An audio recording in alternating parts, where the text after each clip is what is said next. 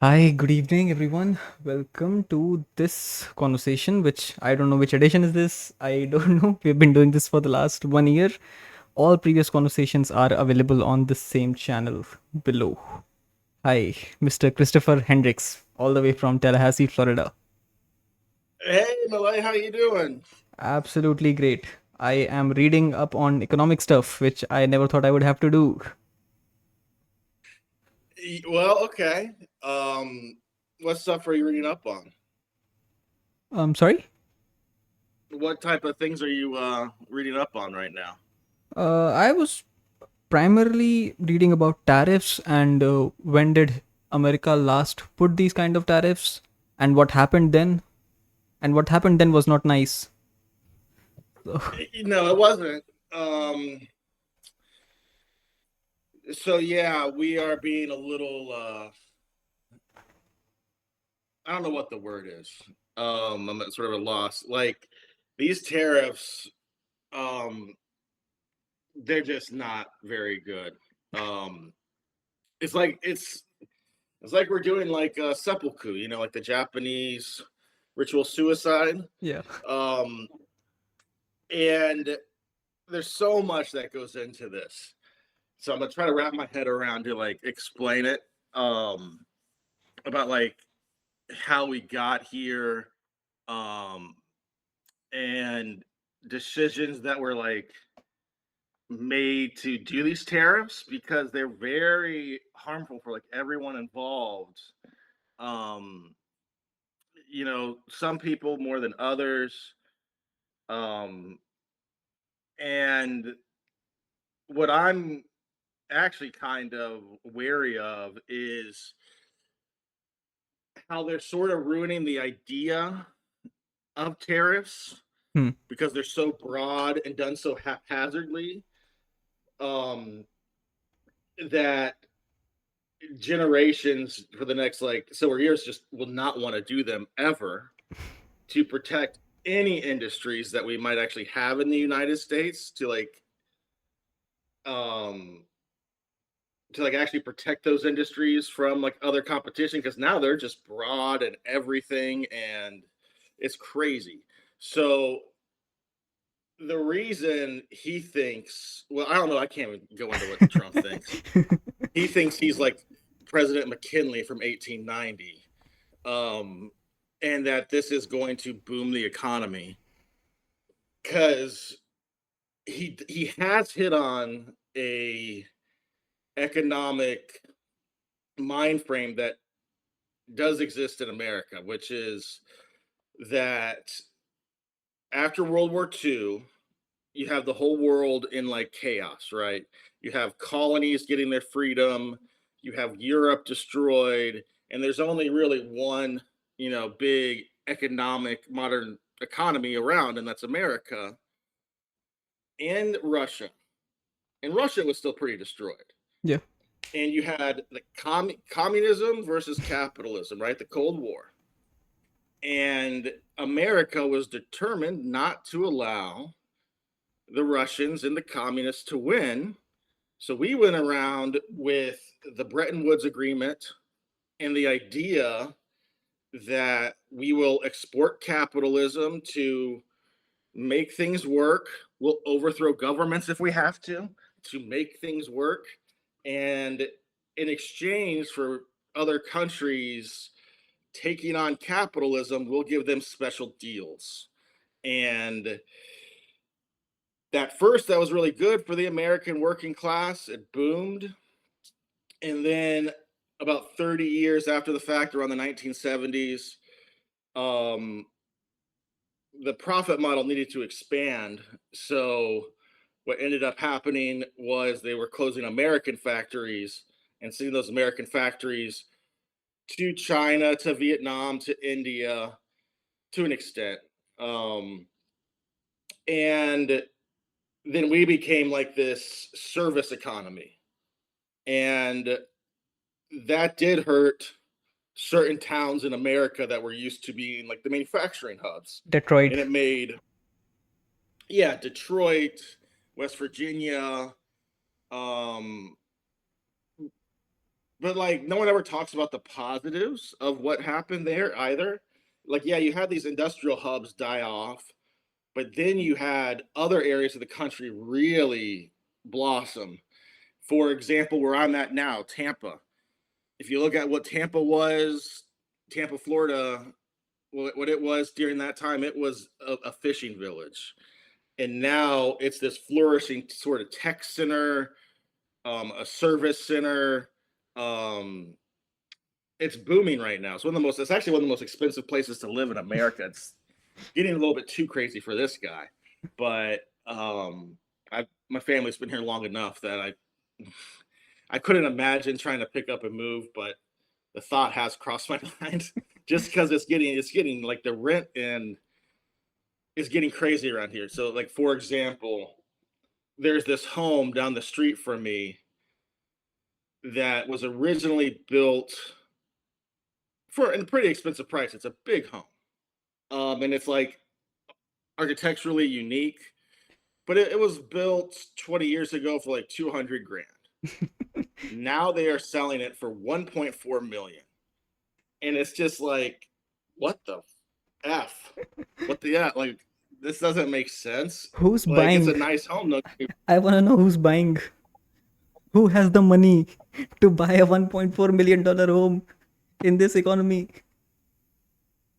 So they're people. It's wild. It's the people building the homes. That's who's buying. Like it's wild to even think about. Like it's the people building and selling the homes. They get the money and then they can buy nicer homes. Um, like my neighbor, she has like multiple homes because her dad was a big builder. And so they're buying up all these homes. So like that's like sort of a secret in America to get rich is buying property and selling it. Like that it's just there. But these people on like TikTok or whatever that are like saying, how do you get quick rich or how do you get rich quick and this or that, all bogus because like you need $1 million to do what they say you got to do. And they don't mention that or they How, don't know. how to be a millionaire? Step one: have $1 million. Yeah. um, so, anyways, going back to the tariff thing. Um, so Trump's idea is to tariff all these people we've kind of made free trade deals with, and the idea that we're like they're ripping us off, even though we set this system up. So I can see why other countries get really mad at us when we do this crap. Like, and look at like we're like taking our issues out with China on everyone else too. So it's really weird. Like we do have issues with China. They have like stolen our intellectual property. Um, but I just don't think to do this with the whole world. Like we're tariffing islands with penguins. We're tariffing Australia. We have no, we don't they don't even have tariffs against us in Australia. Um, it just doesn't make sense how we're doing it, and that's the biggest problem I have with it. If it was calculated to protect our auto industry, you know, I'm all about trying to protect American workers. Um, but this really seems to be some other thing, and I still haven't figured that out yet. Like, what Neither has exactly he. is? Don't worry, neither Yeah, has he. like one day he's protecting American workers in Main Street and saying "screw you" to Wall Street, and then he backs out of it. And like Wall Street, they make a bunch of money insider trading. It's truly baffling. And when he was first reelected, he had so much momentum and I guess a mandate, if you want to call it that, to pretty much do what his agenda was. And I think he's lost that. Given Elon a lot of control, people did not like, and Elon can't, he's not a good public speaker. So he's very hateable. Well, and that, you know, because And he made the mistake of he made a moral mistake in American politics, and that is going after Social Security. That is there's two um there's two things in American politics you really can't go after. That's the AARP, the American Association of Retired People. That's the number one thing, because all those old people vote, and they vote and they gather. They're like the powerful interest group. And as soon as he went on Joe Rogan and said, "Oh, Social Security is a Ponzi scheme," that's when all these town halls were being filled with old people screaming at senators, and like senators are scared now to go back to their constituencies, which I always like people yelling at their senators. I think that's fun. Politicians being afraid of citizens? Yes. More of that. Yes. Have more of it. Um, and the other big interest group is APAC, which is the Israel one, and that one is also really shady right now. But and it seems the Israel issue right now is just really contentious in America, and the Social Security and Medicaid and Medicare issue is even more contentious because that actually affects people more, because there's people that solely depend on Social Security, and they want to privatize it. It's just anyone that touches it is doomed. Like they are just that's where politics end, are those issues. They don't matter if you're Republican or Democrat. Like people will um you know go after you regardless. They'll throw all of that other cultural war stuff out the window and automatically go after you. um so these tariffs, it's like we're blowing up the global economy we helped to create in an effort to try to get American jobs back, but at the same time they're not doing that, and the American jobs we're trying to get back are going to be automated. So it the real question is, who is this helping? You know, is this helping anyone? Um, It is helping the people over at Fox News to run their channel. I mean, what what are the stories were they going to have if this did not came up? yeah, I mean, I'm sure it's helping people to raise prices. It helped the people that when the market crashed, um, because in America we worship the market in a major way. It's like our god. And when that goes down, people again they flip out and they start getting violent. Um, and that's because we don't have a lot of social safety nets over here. The one we have is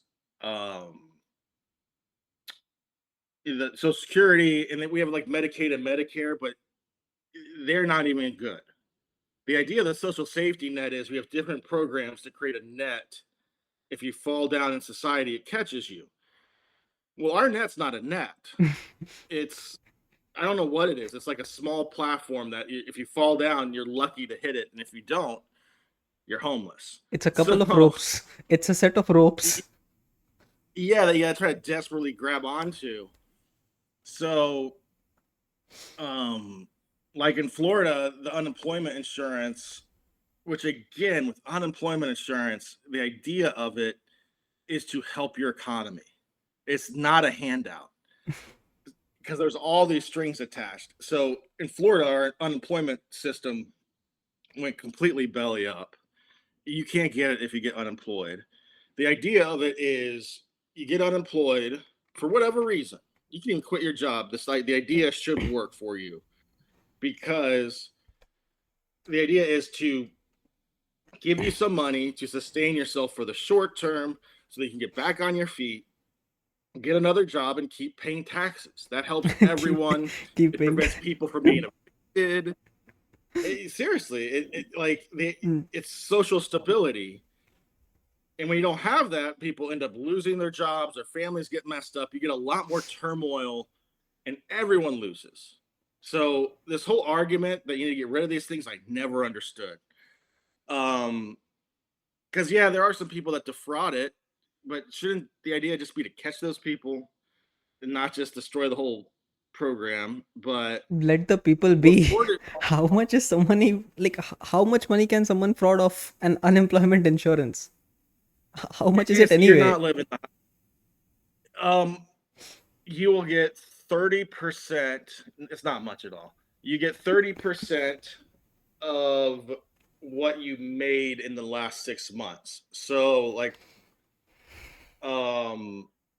and it's like per paycheck thing. So if your paycheck was $1,000, you'll get $300. If So the government can't afford that, then bro, that's on you. it's well, they can afford it. The idea is this austerity idea that people are lazy and it's insane, right? And Florida has it real bad. And so instead, they did this thing called Florida Hope. What Florida Hope was the idea that they'll set you up with a career counselor, and the career counselor will counsel you to a new job and maybe give you financial help if you need it. So in reality, what happened is that this Florida Hope organization, which was never passed, it was never signed into law. Our governor DeSantis just created it out of nowhere. It funneled all the unemployment money to his wife's campaign for governor. So it was a way to steal unemployment money so his wife could run for governor. I don't know why this is not more of a national issue. It's just like people accept this crap. It's like, oh yeah, well, oh well. It's crazy to me. Because he's going to run for president in 28, and she's going to run for the governorship of Florida while he runs for president. And I guess they don't have enough money to do that, so they're taking the unemployment money. Yeah, that should Yeah, justify it. I mean, that's a good enough justification.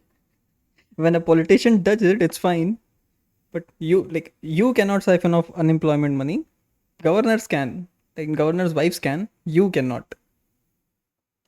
yeah. Because you know if like a Florida citizen does it, they're lazy, they're moochers, they're welfare queens. But hey, if the governor wife does it, it's because she's fighting for good. So America is great because America is good. exactly. So yeah, things have gotten real quirky over here. It's kind of like it's hard to explain. People are upset. They're getting pretty violent. Um, it's not like you walk outside and there's like violent people. No, it's normal everyday stuff. But there's these random acts of violence that just pop up on the news, and they're pretty crazy. People are blowing up Teslas left and right, like even locally. Um, Here, Sure. let me um Even in India, I'm seeing this all over the news, all over internet, all over Reddit, especially that people have become a lot more agitated and physical violence is now being exercised a lot more. Either that or it is being reported a lot more because everybody has a smartphone, everybody has a camera nowadays. People are posting more about it. That might be an issue. But the kind of gender war which America was dealing with almost 5 years ago, that has now officially come to India. And we are seeing gender based violence, we are seeing political violence, uh, which we had not seen in the last 40 or 50 years or so. Things are getting bad in India as well. so when you say gender violence, what do you mean? Um, so what happened was that after independence, I don't know why this happened, but men uh, got into a lot of jobs, and women became house makers, homemakers, housewives, and it just happened, and everybody accepted it as the natural order of things. It just worked, right? After the 1991 liberalization of the economy, women also started participating in formal sectors, in IT sectors specifically, and now a lot of women are in India's workforce. There should be more, of course, but with that gradual change in society, with women being educated, somewhere our legal system held back. They remained under the illusion or the idea that a woman is a child. So the government and the legal system still kept on making laws for protection of women and women only, which is, it was a good thing. It was started from a good intention.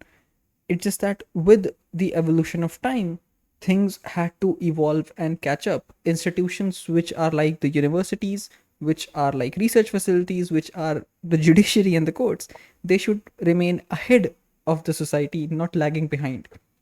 And so with those laws, today in India, there is no law that says that a man can be raped.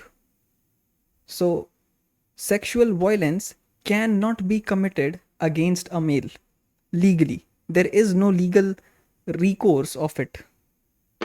There is no concept of it as it is. Whereas protection for women, even though it started off as a great incentive, uh, it is now being used as legal blackmail. And like almost, not just almost, there was this data also back in 2017, 2018, that the number of rape cases which were reported, 47 or I think 43% of them were false. And now every other day, whenever you hear such news in the mainstream media, oh, a horrific I must accident has have been. happened, Uh-huh. somewhere something horrible has happened, and then the very next day you will hear discrepancies in the stories, and then after 3 or 4 days, the whole story, the whole narrative will fall apart.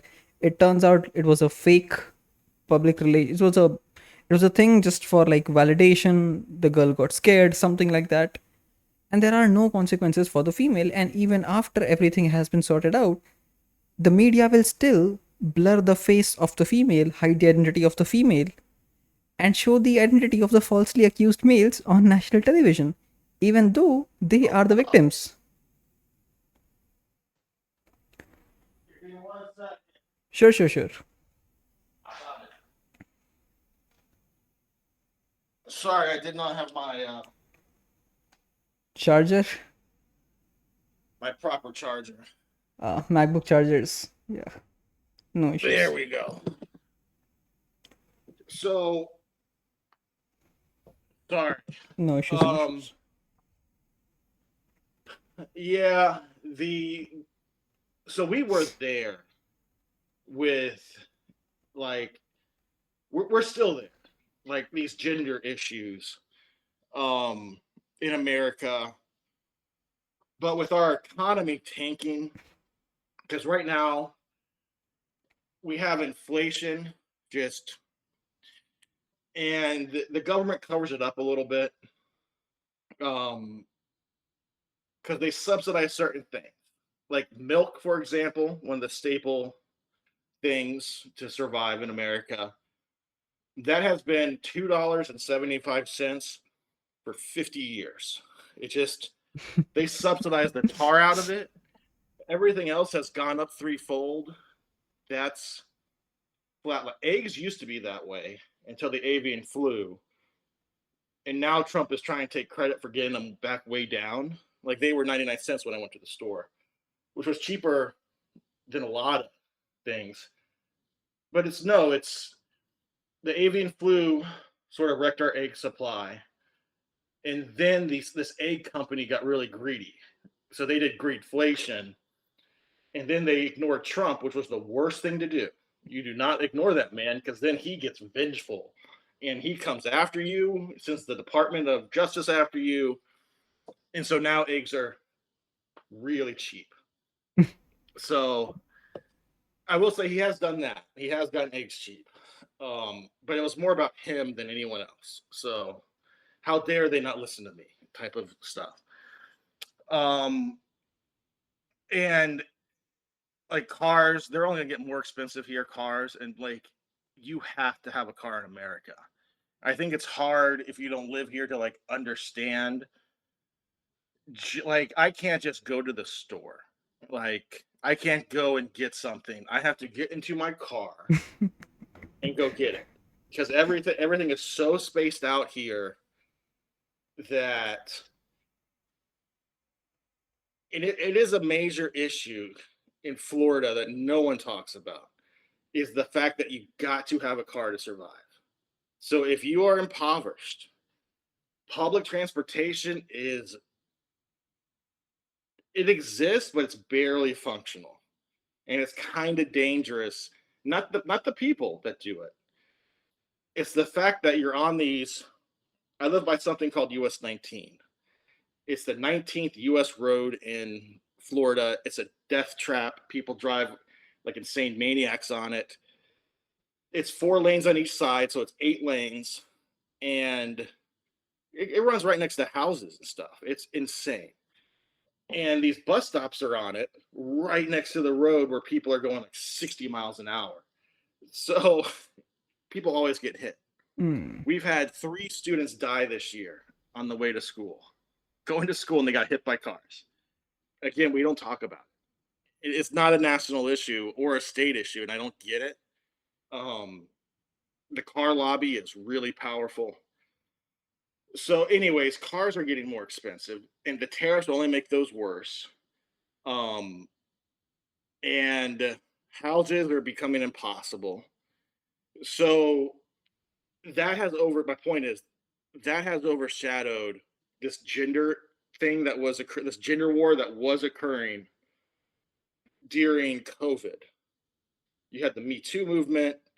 You had these other sort of feminist movements that I think we're going a little bit too far and turn people off to where that was one of the ingredients that led to Trump's rise again from the ashes. Um, but what we hear about India over here, I mean, this was a couple of years ago, but about the I don't know how to word the SAs, the assaults. Look, Ah. yay. Um, the assaults on trains and stuff. Like we get the extreme news over here about India. So I don't know how realistic that is. Um, so like how realistic is that? They are realistic in nature. At least the statements of the victims are. Uh, Things in India are escalating. There is sexual violence. There is violence against women. It is happening on public transportation. Yes. However, India is such a huge country that if I were to look for the largest amount of population against which X was done, you will find that in India. And if I were to look for the largest amount of population against which X was not done, that will also be in India. So you get the image of why that is, right?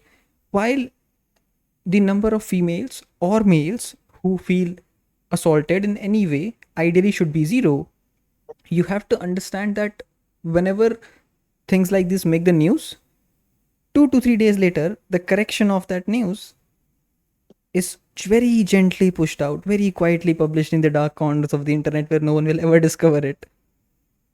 Right? Any big news of over the last year, except for one, which was the Kolkata horrific accident. Apart from that one news, the three biggest issues against women which were brought up, be it the Chandigarh MMS scandal or the recent one in Varanasi, both of them have found very credible concerns of the stories of the victim being fake. So Mm. it puts young men in a direct path towards the extreme right.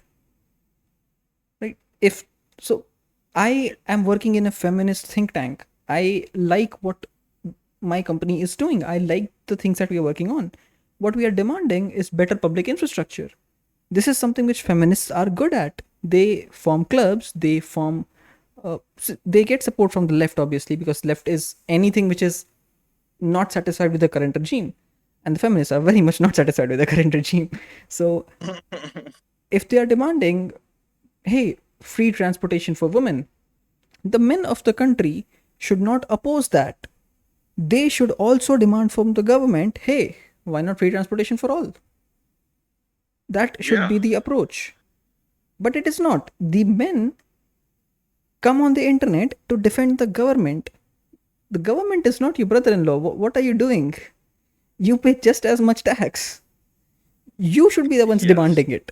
Women are good at demanding stuff from the government, right? And they don't ask for it as if it's a handout, they ask for it as if it's their right, which it is. And men should learn to do it too. I completely agree. Um, yeah, I agree. The same things happen in America with men, especially younger men, have been pushed to the far right. Um,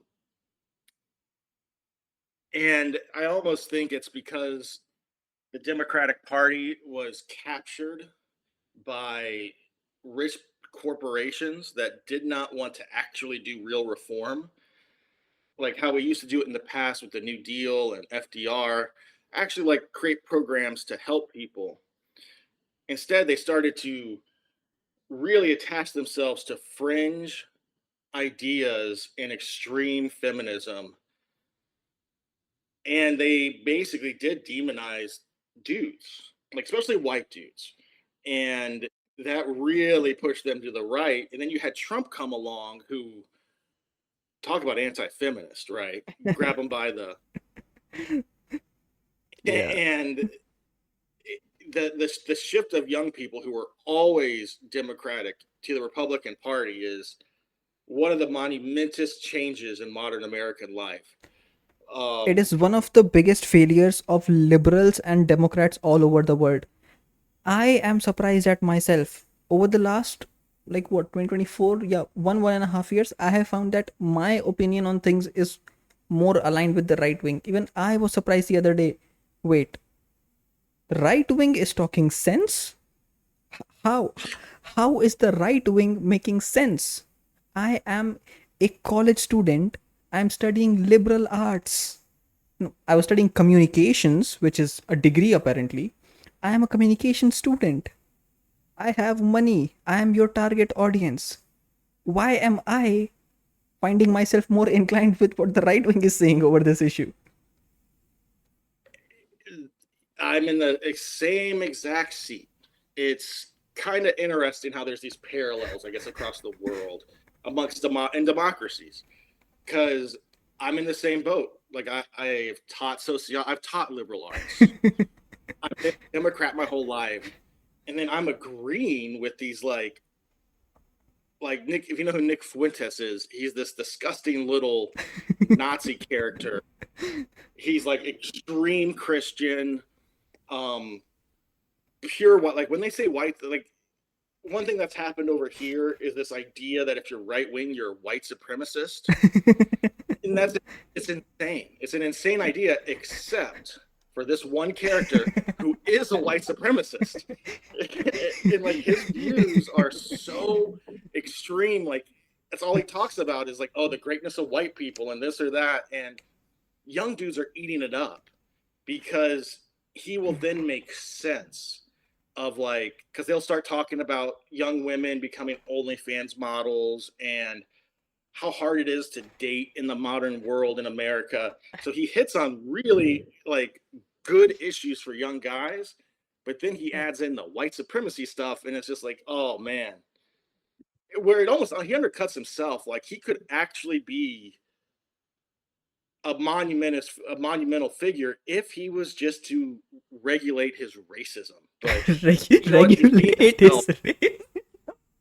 Yeah, like he's being himself. Regular.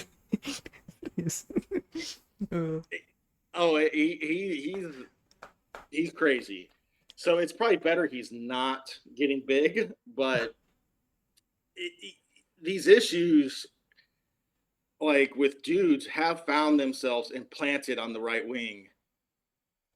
And that's the dangerous part is they can make a ton of sense, but it's the stuff around them where it's like, oh, let's do tax cuts for rich people. Let's privatize everything. And that's the part that sort of scares me because, again, when I was growing up, you had tough guys on the left. You had LBJ types who, the big Texan president from the Vietnam era, who did the most social spending ever and had a war on poverty. And he was a tough dude. But now, when you look at the left in America, in, until you get to like the terrorist side of it, there's no tough there is. guy. Yeah.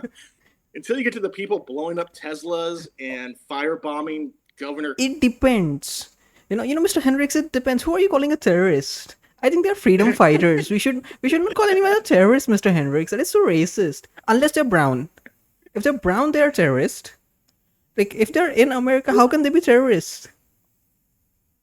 And that's the interesting thing that's happening is this male thing on the right that's occurring outside of the guy I brought up, Nick Fuentes. It's inherently not racist. You have Hispanics, Duh. Indians, black Yeah. people. If someone needs this explanation that hey, 50% of the world is not racist. If you need to be told that, imagine where you are on the political line, like how less do you know? If you need me to convince you that hey, 50% of the people in the whole world are not racist, if if that is your basic understanding, you should not vote. Please step out from it.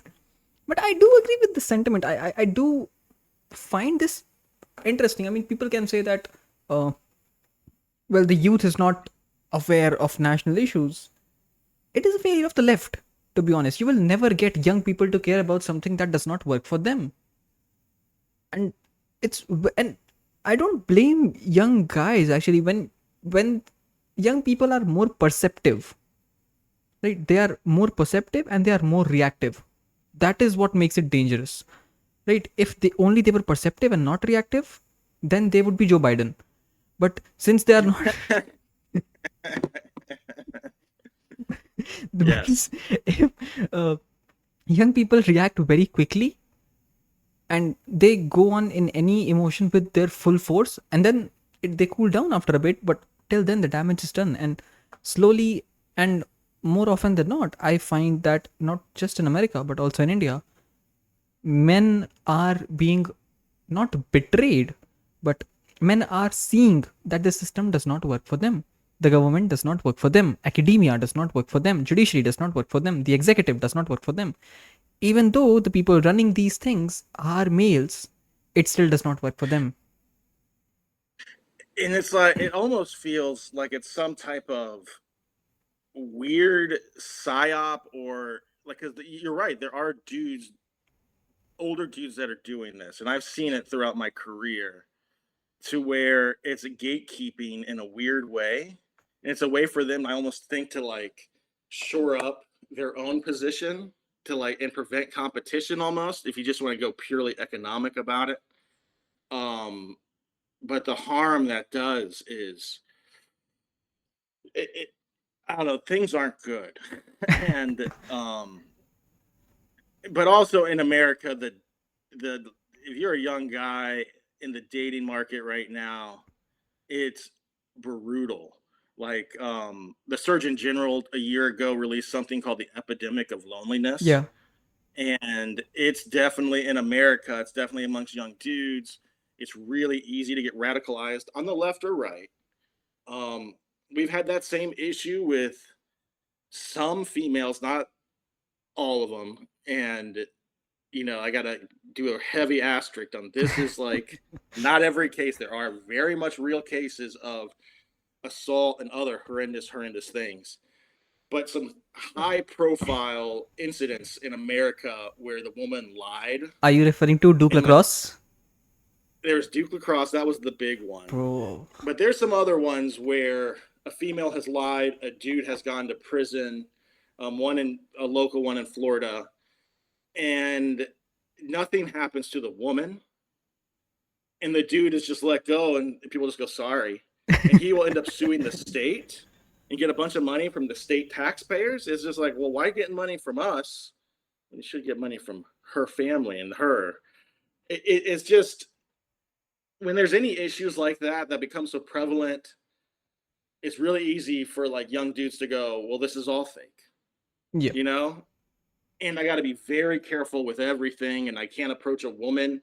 Like women are complaining now. I've had students that complain about it. Like dudes will not approach them or even talk to them because of this weird fear that now exists in society that they'll be accused of something.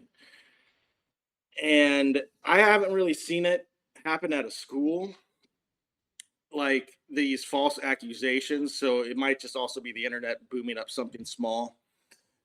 But the sexes aren't getting along really Yep. in America at the moment. Same. Um, it's because you have the abortion issue in America really kick up a lot of dirt. Um, it's just it's really interesting how bright things were looking and now how things just seem so unsettled right now in our current society. Like I was going to show you some of these Yeah, yeah, please, things. please. I mean, the Duke Lacrosse case, even like, see, I am an Indian. I live in Lucknow. I ideally should have just as much knowledge of the US as the US has of us. But that's not the case, is it? No. Well, Yeah. Tesla takedown you say that protests and again? I'll come to it. I'll come to it. Let's look at this. Tesla Okay. takedown. Protesters in So, Tampa and St. Pete demonstrate outside dealerships. yeah, so this was like 3 weeks ago. There is And a this was a Tesla ad on it. nationwide, There's a Tesla advertisement. right? Buddy. So like these people, I saw them. I remember I saw them. And like the right wing will say, "Oh, they were paid to do this." It's like, well, maybe one or two, but not all of these people. The right always Um, cries, hands off Social Security, VA benefits. Ultra, oh wait, we had our ultra mega guy. ultra mega, What is ultra mag? Ultra mag. Okay. ultra mag. All right, so it wasn't even that big, but still, it happened. But you're having a lot of these. So this is all local to me. Um, Probably be a commercial.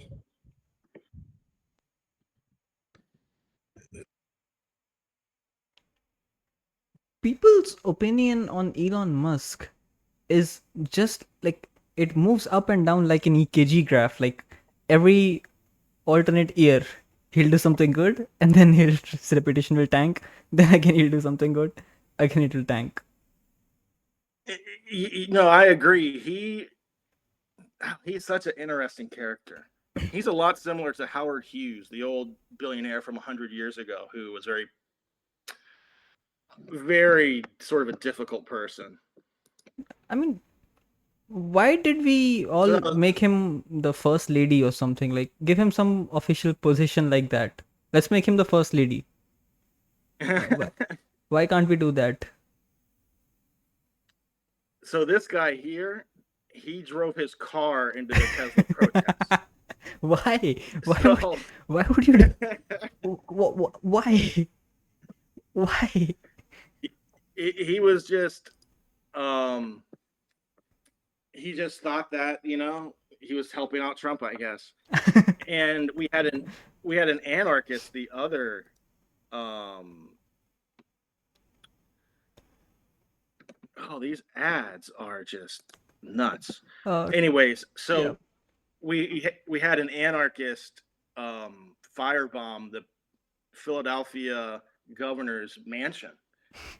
Why? So yeah, this didn't make enough news as it should have. It should. But he threw Molotov cocktails in the middle of the night into the home, and it ignited everything. And he then went into the mansion with a hammer to go kill the governor. So this guy right here, that's Josh Shapiro. He'll probably be running for president in 28 as a Democrat because he's like a centrist, and he's not a bad candidate. If It's he just lives, he'll be running if he if he lives. lives, because he really supports Israel. And when you come out with certain stances like that in America, Oh, he um, supports Israel. in a major way. I mean, then he must be So habitual to this. Then, like getting bombed while you're sleeping, having your home being blown up. What's wrong in that?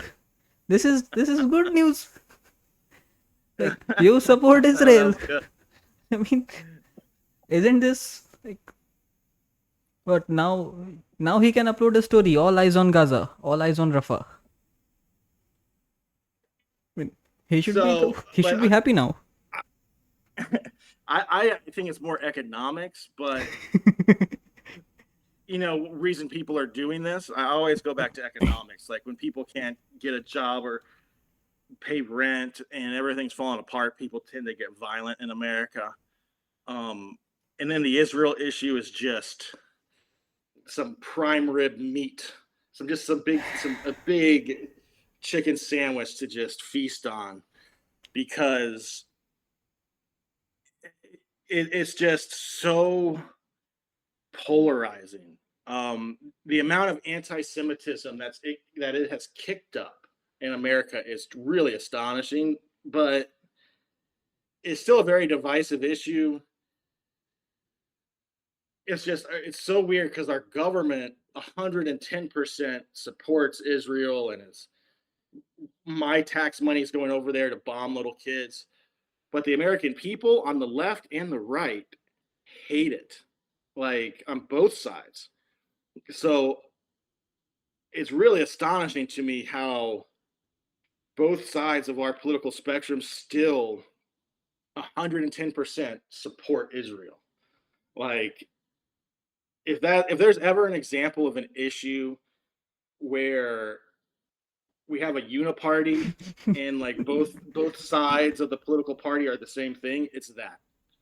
Um, because one of the most popular political stances you could probably make is cutting off funding to Israel. No one ever makes that argument. Even Bernie and AOC, who are pro-Palestinian to an extent, don't make that argument. Um, I don't know, but it's really sad what's happening over there.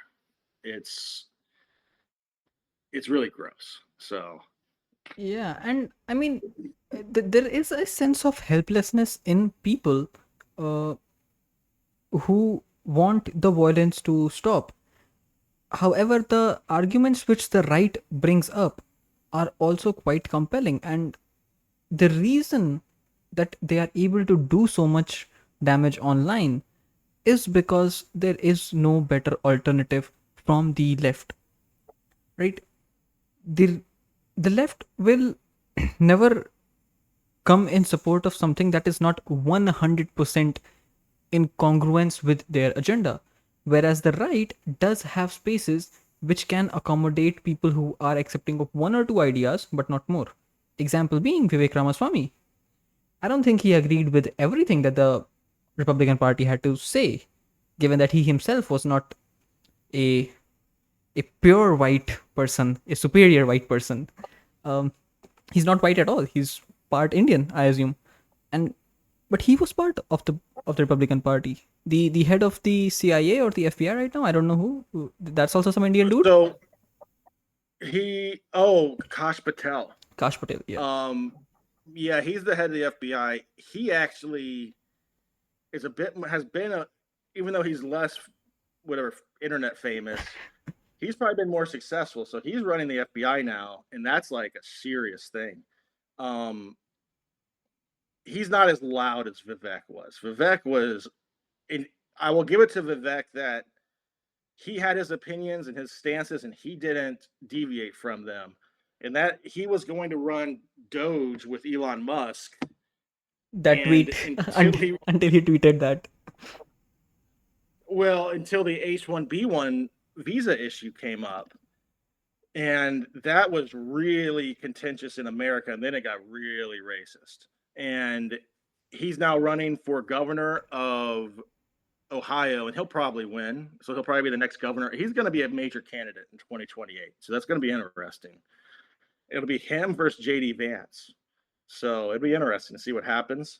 But he's a really good public speaker. It's just he made that one tweet and then supported H1B visa immigrants, and we got so anti-immigrant in America that any immigrant issue, even if you're like, oh well, we're bringing in good smart tech workers, no, whoa, people got so angry with it. And then he made that unfortunate tweet about, well, the reason we got to bring them in is because you had sleepovers and you're lazy. It's like, oh, whoa. That's even I went, whoa, dude. That's not the reason. So let's not be completely Oh, crazy here. I'm so sorry, daughter. You cannot have a sleepover because we have to defeat China, and there's fiscal deficit and economics and numbers and GDP, and this Vivek dude from India. I don't know what the fuck he wants. I mean, which And like, father?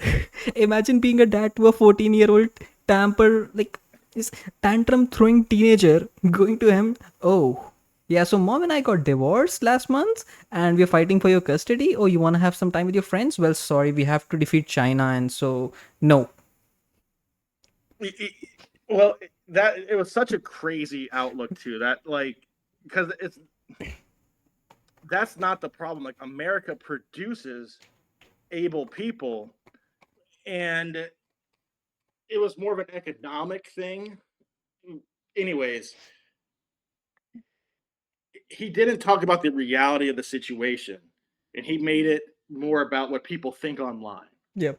So that was like the big problem. Like, if you actually talk to physicists, they live in a completely different world in America than these politicians and the American public.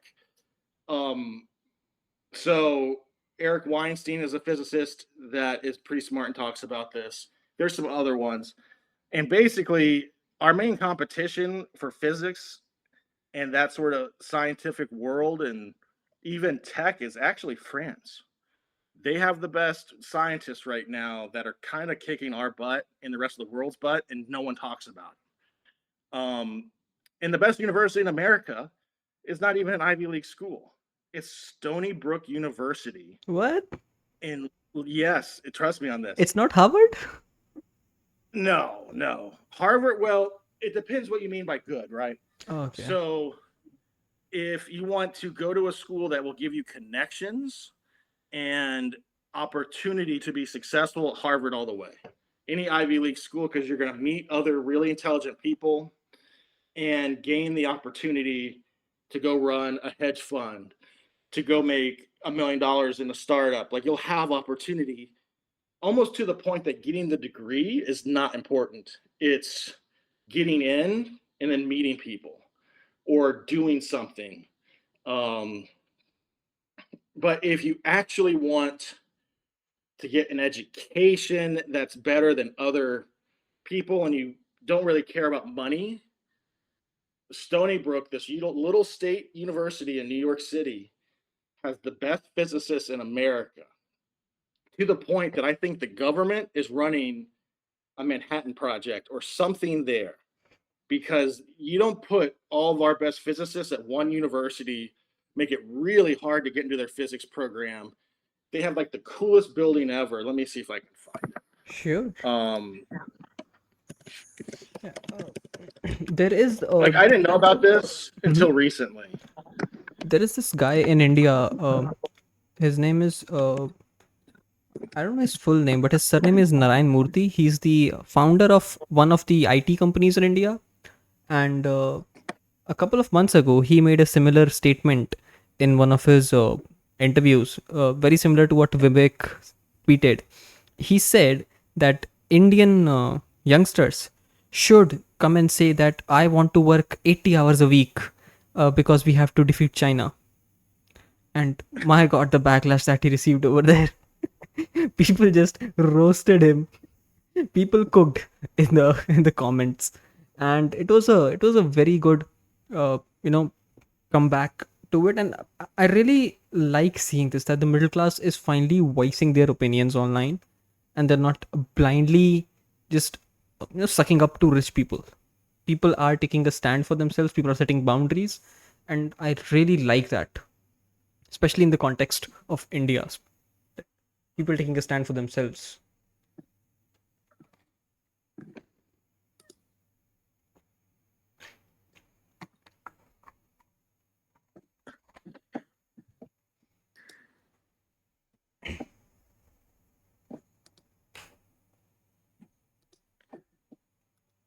Here, if I try to share this, can you see it? Sure.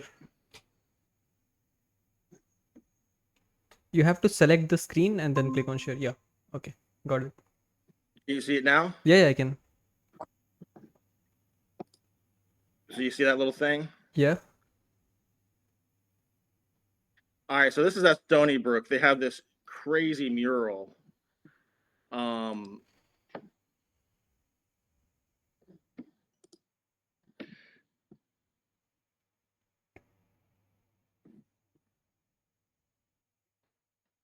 The iconic wall. So that's their physics department. They have this crazy mural over how like the universe works. But this is the place. It's the leading area for physics in America. And I would say 99% of Americans don't know about it.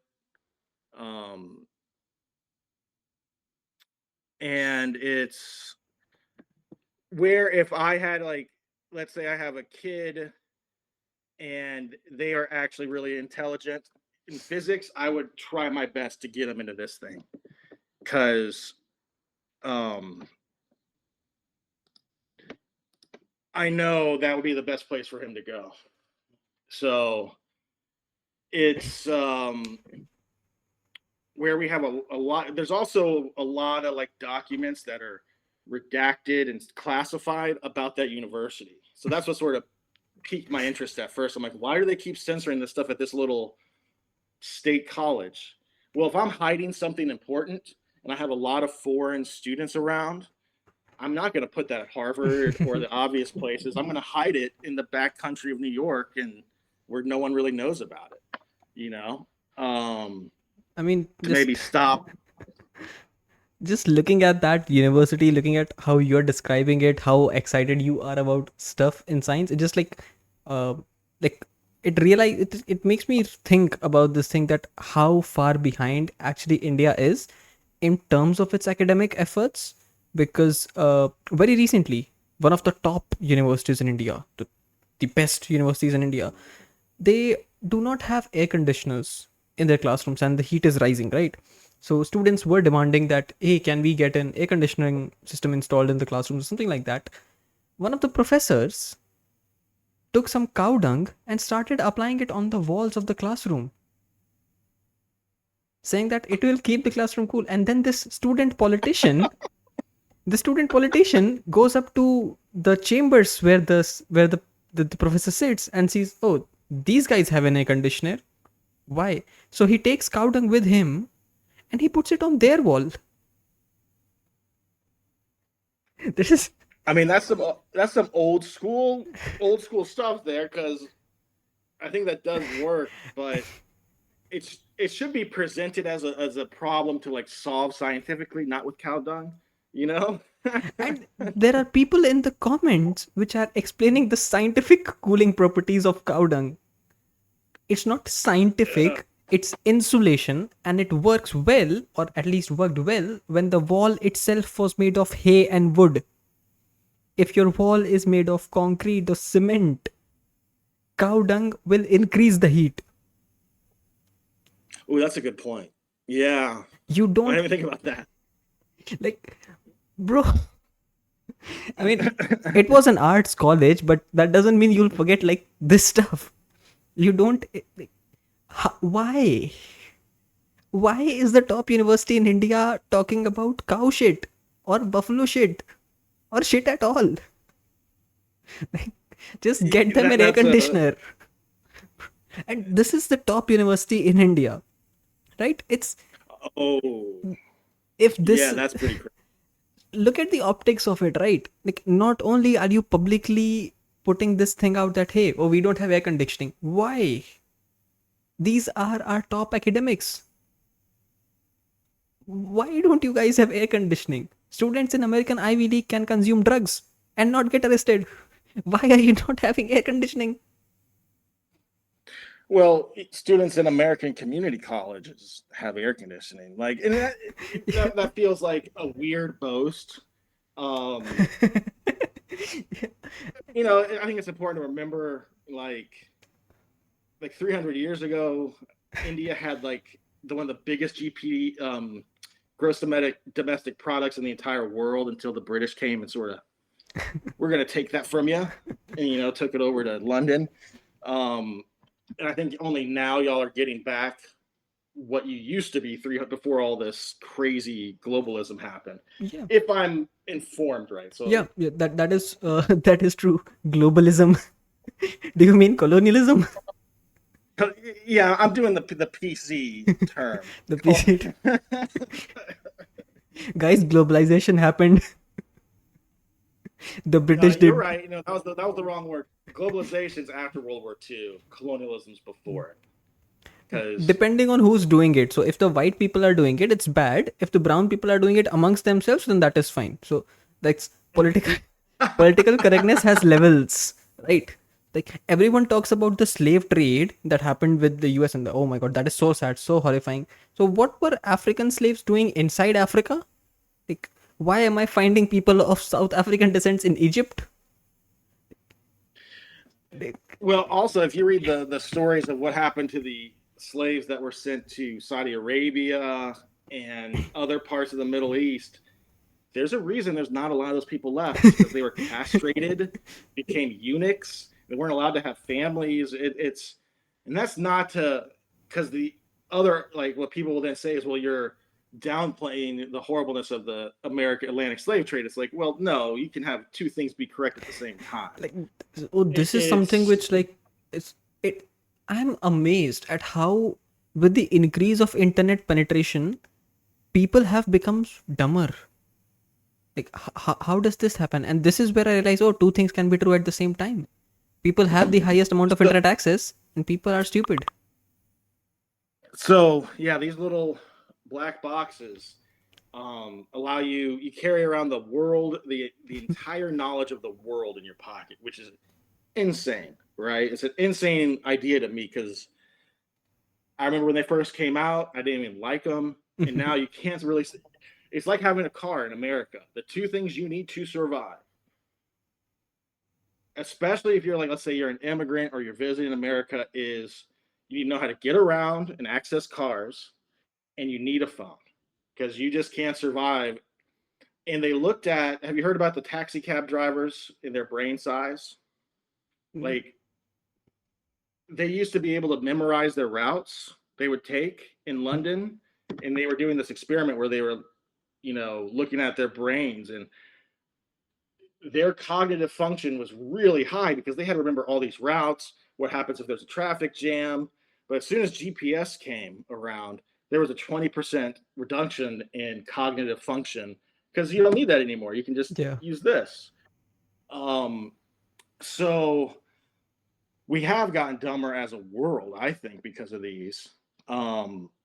They are, maybe, I don't know, you could also argue against that, saying, well, this is spread information, has made the lower end of the world like less, like Papua New Guinea or something. They now have access to information, like never before. So, but overall, yeah, our people, it really seems there's a lack of critical thinking in America from what I'm seeing, in the world. Like this whole tariff thing came around. I tell you what, no one knew what it was. I had to explain to so many people what a tariff was, how you're not punishing other countries. I mean, you are, but you're also punishing yourself. See, It's not going to make inflation go down. It's going to the make it go first up. person who will be affected by this is the US consumer. Yes. The company is not going to cut down their profit to pay the tax. They'll just increase the price of everything. And the social contract in America since probably 1980 was, yeah, we may have shipped your job overseas or allowed it to go to follow the profit, right, of lower wages elsewhere, but we're going to have the cheapest things in America for our dollar. And that was true. It Like was the true. price of TV, have not changed until recently. And now with tariffs, that's like, because our wages have stagnated since 1990. They haven't, with inflation, they haven't really raised. Everything else has gotten expensive because of COVID. And now with these tariffs, it's like, well, now we're going to have inflation. Wages will still stagnate. The only part of the economic equation in America that hasn't slipped is employment. And that's getting a little shaky. As soon as that goes, we're in recession, full on.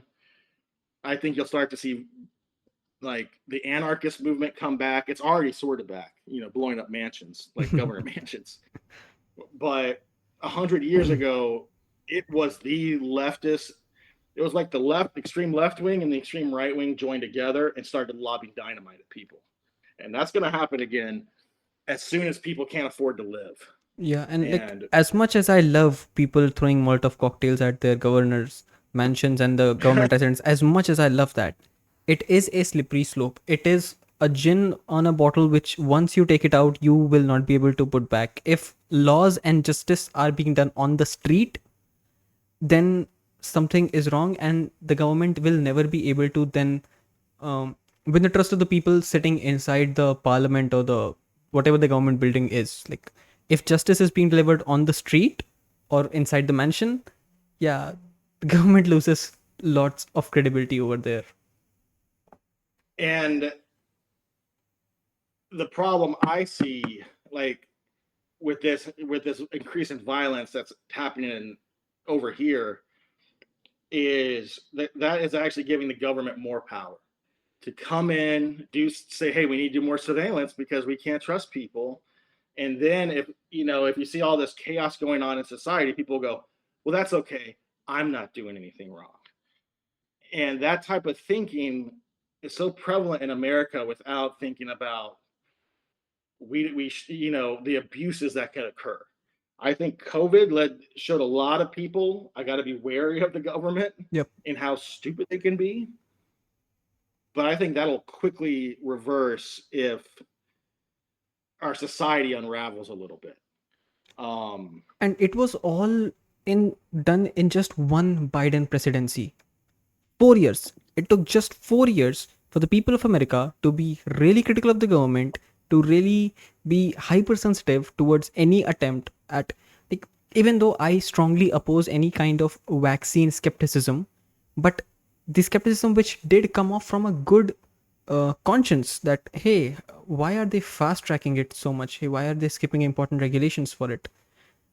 Important critical questions which, even though I believe vaccines are good, I personally would like to get vaccinated. I personally would like to take every vaccine possible, but I will question the people that, are they safe? Are they as safe as you say? So, like, an audience which was so critical of the government, an audience which was so vocal against any kind of oppression of minorities, thief minorities, are now just like that. Oh my god, anyone is better than this old guy. I'll take anything, just make him leave. yeah. Yeah, and there's definitely been a monumental shift against the scientific community in America, um, because of the lies from COVID. It has nothing to do with anything else than it was just really bad marketing and people were lying. If they didn't do that and they were just honest and they just trusted the people to be, that's a fundamental problem with a lot of these people in government is they think the public is dumb. Yeah.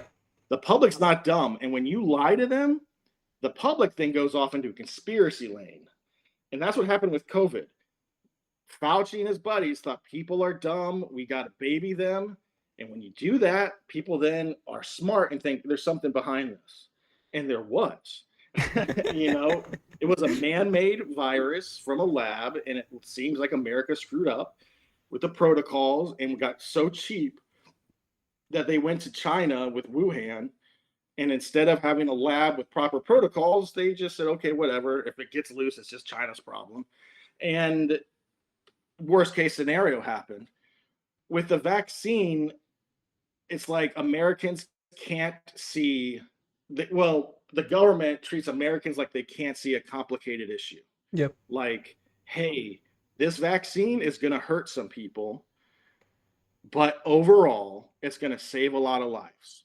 So it is a little bit dangerous, but we think we have to, get it out to the masses so that we can get this COVID thing under control and so that we can get back to normal. If they would have worded it like that, there would be no And issues. it's not They that were complicated. honest. People do understand it. There are, so when you go to a hospital, before giving you general anesthesia, they do ask you, do you have any prior allergies? General anesthesia is good. It works on lots of people. It is used in all medical procedures where you are supposed to be unconscious. But if you have conditions A, B, C, and D, then you should not take general anesthesia. How complicated is it? Same is the case with vaccines. It's the way we did vaccines in America. Well, this vaccine, the COVID one, and the way they brought it out to the people, there was no education. You went to your local little convenience store, and they literally had these little plastic chairs and a dude with a needle. You just would wait in a line and sit down, and they would just jab you. And it was like there's no forms or anything. Like I got pretty sick from it. And if someone would explain to me, hey, there's a chance you could be like I passed out while teaching. Um, like, hey, there's a chance that could happen. Take 3 days off work. I would not have the issues I have with how they did things if they were just honest. Yeah. And I Establishing don't. And communication, like, that is such an important thing, because the every single second that the government stays silent, conspiracy theories are spreading across like wildfire. oh yeah, I was in a bad way for a little bit, like with how I was thinking because they weren't being honest. And they're like, oh no, it's 110% effective, no side effects. I'm thinking, oh, they're lying about this. What else are they lying about? Yep. And you fall down that rabbit hole, and then if you don't have critical thinking skills, you stay in that rabbit hole. That's the problem. If you do, you sort of It's your think out body's of it and go, mechanism, oh, like that's a defense mechanism of your brain to immediately switch to, hey, this is flight or fight. I don't care about logic, I don't care about scientific temperament. Why do I have to be the guinea pig? Why do I have to understand your situation? You are the one who's taking decision, you have to be accountable. I don't.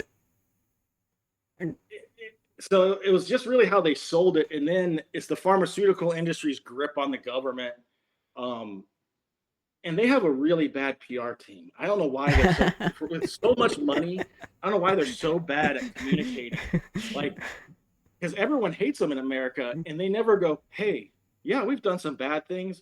Our products have hurt some people, but guess what? It's also saved a lot of lives and made life a lot better, and life expectancy has gone up." They never make that argument. It's so like baffling to me. Um, and this one, it was just really gross what happened.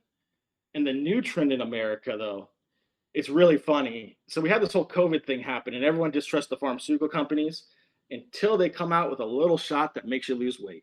Like now, not everyone, a lot of people are going. My brother-in-law, he lost 75 pounds by going and taking Ozempic. Is that in India? Cosmetic medical procedures in India are on a significant rise.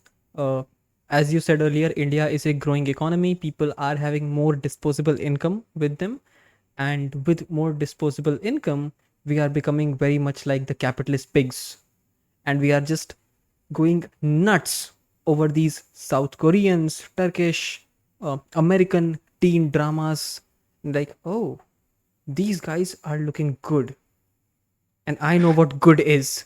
This is what good is supposed to mean. I am also going to look good. Here's my check. Please give me Botox, give me fillers. Here. Oh my god, the amount of cosmetic procedures that Indians are going after. I don't know. I mean, it's your body, your choice, do whatever you want.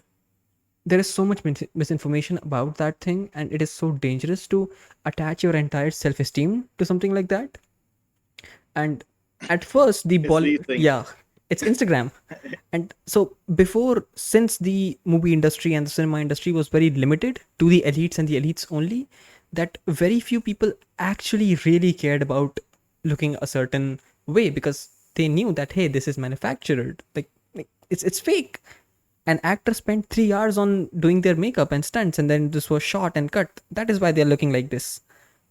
Now everyone is an influencer, and you can tell the difference when you're looking at them through, like when you're looking at them on Instagram and you're sitting next to them, you know that these two people are different. You've seen the same person in real life, but when you look at them through that screen, you face, this person is looking really good. I wonder what. And then it's easy.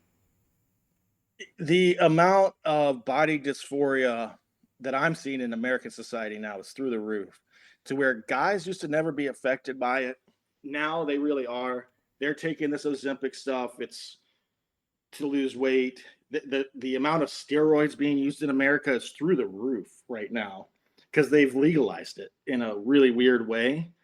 Um, and no one talks about the side effects. Like if you take steroids or this Ozempic stuff, you have to be on it the rest of your life, or you lose, what you gained or this or that.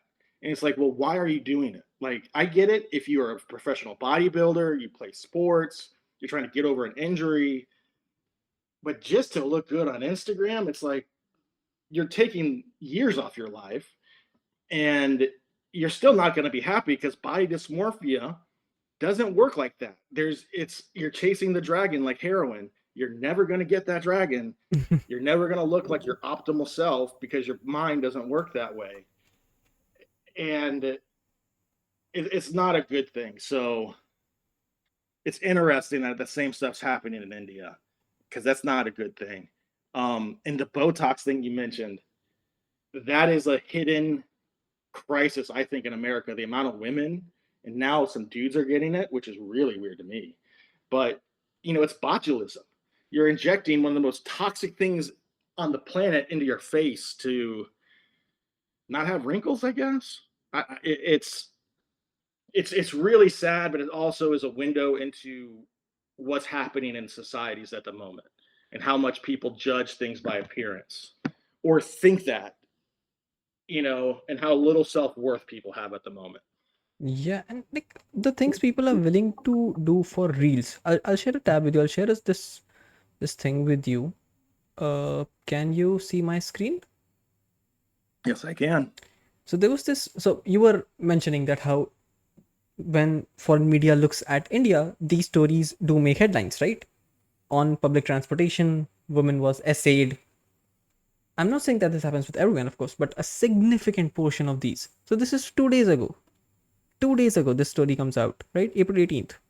Woman makes woman makes false assault claims after falling off train in Hyderabad. Hyderabad is it's a place in India where a lot of tech offices are, right? So there was this girl who was trying to make a reel or something, and she was making an Instagram reel, and she fell off, right? She fell off of a train, and then just to not look stupid or whatever, she told the police that she was trying to escape being essayed.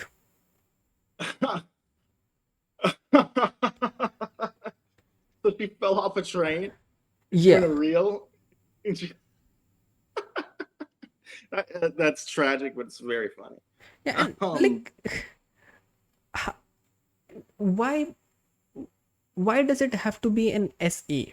Why would you accuse someone? And thank God there was an investigation in this case, because if there was any man in the general vicinity and this one would have just pointed her hand and said, "Oh, this was the guy," he would have been behind bars.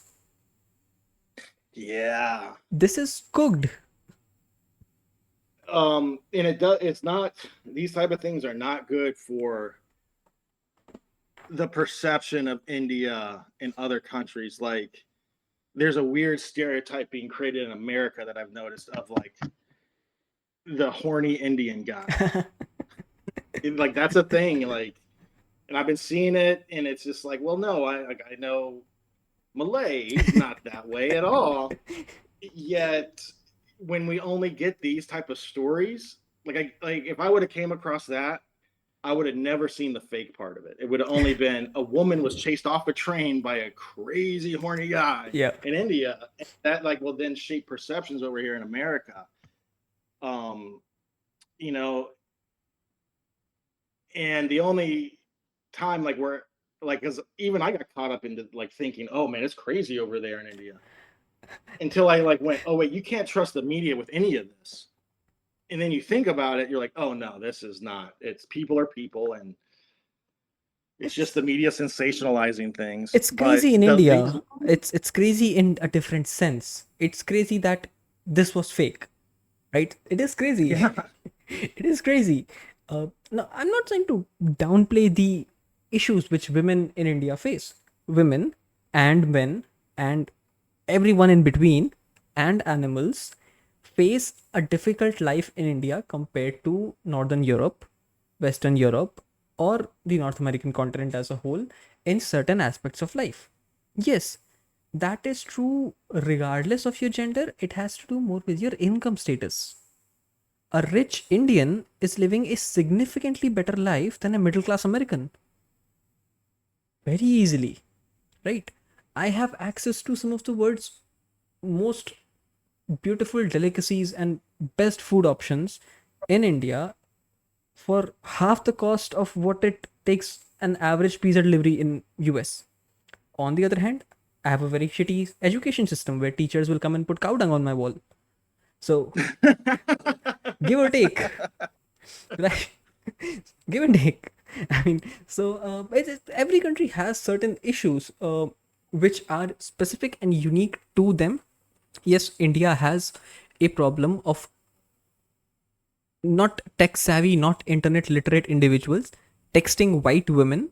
Uh, the reason for that can be like it can be anything. One reason which I think is that our media, especially our film industry, our cinema, has always portrayed white women to be more sexually liberated and more open than Indian women. And for a villager who does not have an idea of how the world works, that hey, any person is a person first, and like he probably doesn't even know on a map where America is. If you show him a map of Uganda and ask him to point Florida, he will do it. I mean, he doesn't know, right? He doesn't know. But his malice is coming from a place of stupidity, right? So it is bad. It is bad. There is no denying that it is bad. But it's not as bad as the media would like you to believe. If someone is coming to visit India, just stay in the. Don't go into dark alleys. Don't go into stuff where you and would go in that's US. Like, well, there's also places in the U.S. you should not go if you're a woman. Like I can name 5 to 10 places around me, Ybor City. This little there's places in America where you, if you're a woman, you should be careful going on like by yourself. Like, um, we have dangerous things happen all the time, and those same people or the same like Indian dudes that are doing that, there's American dudes doing that as well. It's just that's where the racism comes in a little bit. Like there's American dudes doing that as well. So bad to the point that we've monetized it in America. OnlyFans, right? Like, so it's kind of gross, but like it's just that whole in America selling the foreign menace has always been a thing. The you demon always other. need, yeah, you always need an external enemy and an internal enemy. So after the Second World War, it was the US. Then 10, 20 years ago, it was China. And now it's everyone but in small pockets because we are a globalized world. And then there's a weird racial jealousy that exists in America sometimes, like because a lot of the Indian migrants that came over have been really successful, but you don't look into why they've been successful. You just only see the STEM. success after the fact, It's STEM. and people just get they get really vile when they see that. Weirdly, in the South, where you would think it'd be more racist, you don't really get those issues. The black white thing really does still exist. That's a thing. But because that's still a thing, it's like, well, racism for other people is like, ah, whatever. It's just like this old rivalry that's still, it's really strange to explain to someone not from this area. But um, like there's been a lot of Indians that have been successful running hotel chains in America. Um, so it's really interesting to um, sort of go into that issue. And I mean, But it must it's not just be just the Indians. I think Chinese and Malaysians and Indonesians come very close, if not more than us. to like success in America. Success in America. Yeah, because they are Yeah, also well, like it's mathematics, any migrant. science, Like, English. Like that's and I'm more referring to just the average sort of migrant and their ability to attain success. And so what happens is these migrants identify an economic area that Americans aren't in. So what the Indians did was they found the motel that was dying off, and they were able to sort of resurrect it by moving their entire family into the hotel and not having to hire any staff and have their family run it for very cheap. And then they brought the rates down, and they sort of saved the motel motor lodge sort of industry in America, and they found their niche. And that's been a large area of success for Indians. Gas stations have been another one, even though that's sort of like stereotype, from The Simpsons and Apu. Um, but it's also, The Simpsons sort of mirror society. But then if you go academics, there have been tons of successful migrants. Like some of our leading tech people are Indians, Malaysians, Chinese. Um, so it's just America has always had this sort of binary thing of we benefit off of migrants while hating them at the same time. It's really strange. So I don't think that'll ever I change. mean it will happen. It's not happening because Americans are not as good as Indians are. There's nothing like that. It's just that the living situations are so tough for us that we sort of adapt to it.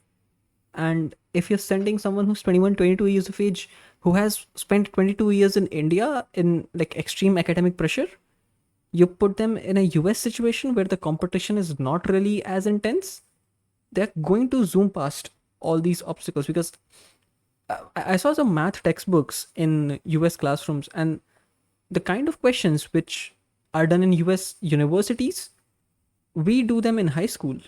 They're part of our syllabi. Yeah, I could probably see that. Yeah, and it's not a flex. It's just the natural order of things since they were taught to us before. So we are approaching integration for 4 years by the time you're in university, well as like you're doing it for only 2 years before university. So of course, calculus and algebra will be stronger with uh, Indian students. Americans might leap forward in geometry and stuff, but as long as it's like really hard arithmetic stuff, any day an average Indian kid, like, every 15-year-old kid in India is a software engineer. How are you going to compete with that? Like, everyone here is a coder. Everyone is making apps. So, it's Oh, a that's interesting. yeah, it's a hustle based thing, and that's just how Indians are, I guess. So, what's the reputation of our prime minister over there? What does an average American know about Modi? Um, so um, the average American, that's a good question. Does not know Probably about Modi. doesn't know who he is, to be honest with you. But they may not even know who their governor is. Let's just be honest. Okay. So let's say an informed person, um, like they will know probably that he's a nationalist. If they know a little bit more about India, maybe a Hindu nationalist. Um, and they generally like India. Like they see it because in the average American mind, they'll compare it to China, who is our great other, and they're like, well, India is the one, is the other, that's the good one, whatever that means. that's And without really having an idea of the complexity and how many people live in India. Like it took me, I like after talking to you a couple times, I looked into your area and I was just sort of baffled by the population numbers. Um, in India, just like if that existed around here, man, that's crazy. That's just a lot of people. So I would say he has a good reputation because he hasn't really, done anything to have a bad one. He's gone on Lex Friedman's podcast, and he did a good job on that. Um, I think I would say he has a favorable view right now. Um, so because he is a Hindu nationalist, am I correct? yeah, he is. So, but I don't think people truly understand what that means either. I don't think he They don't really understands what it means. understand. Like after looking over some like CIA documents, and I was watching this history professor talk about India after World War II. I don't think our own government understood India and Pakistan well at all. Like we were giving money to both sides, and we were giving weapons to both sides, and like, well, why don't y'all just get along? What's not? It's just like, I mean, oh, we have no clue about the history. in terms of India, like Russia won. Like in terms of the Cold War era, in India, Russia won easily. Like I'm pretty sure there was a time in India when the KGB was directly controlling our government. It was compromised wow. to the core. I'm pretty sure about it. And in the name of national security, so many relaxations were given to Pakistan. It's stupid if you do not question the right people as to how this level of intelligence failure can happen. Like there was a time when a plane from Pakistan flew into India, flew across several states, dropped tons and tons of weapons, and was about to fly back. It didn't show up on any military or civilian radar. Like how? And it came from Pakistan. That is a declared enemy territory. How did no radar pick it up? Like so, it's just stupid. Like at that point, so India was pretty compromised by the KGB at a point. Yes, there was that time. And what I will give to this government, right? I attained political consciousness. Like, I became a teenager, a proper teenager, since Modi was in power. So I have not really first-hand experienced any interaction with the Congress government, the previous government. But from what I have understood, Modi is liked in India because of the way, firstly, how his reputation is being formed, and how Indian people are being told that he is the one who represents India globally.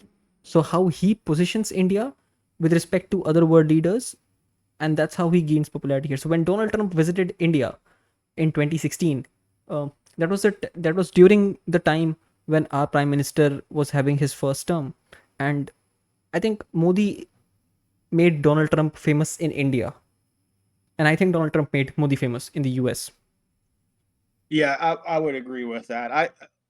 Modi does have a good reputation in America, like as a stable leader who's stable and I guess trustworthy, if that makes any sense, on like a global geopolitics stage. That is very true. That is in fact very true. India right now, compared to all of our neighbors, India has the most stable, militarily and economically, the most stable country, because Bangladesh had a coup, Myanmar had a coup, some island nation, I don't know what they were doing. South Korea almost had a coup, almost had emergency. I don't know what was going on over there. So Nepal had a something. I don't know. They're so small. I don't care. They're irrelevant. So and Sri Lanka had a coup.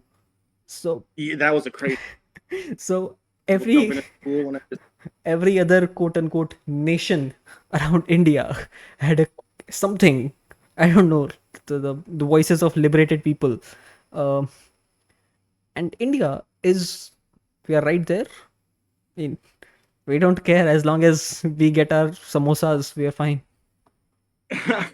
Yeah, I think that's a good point because India is so big with so many people that I think India being stable on the world stage is just vital.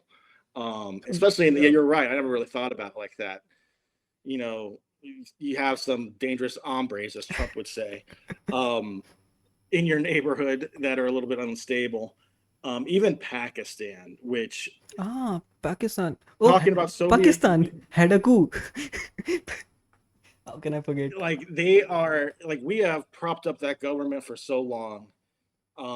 Even though they've produced terrorists that have hurt us and killed American soldiers, it's just like it's a really bad domestic situation with like a domestic violence situation with us in Pakistan. And Pakistan scares me because it's like what's their capital? Islamabad Islamabad is its own thing, and then you have like the Pashtuns up north and that the are like Baloch. Afghanistan. Yeah, and they have nuclear weapons, and at any point that whole thing can crumble. And then you got the I, terrorists. I really doubt Pakistan's nuclear weapons are worth anything, though. I have my significant skepticism about Pakistan's nuclear weapons because, like, so I don't know what is this with America. So America keeps getting into these really toxic relationships with other countries, like Yeah, this it's with Afghanistan. Like you guys made Taliban. Why? yeah. And then got attacked by them. The CIA funded the Pakistani intelligence agency, and then they got betrayed. Uh, I think something similar happened with Yemen.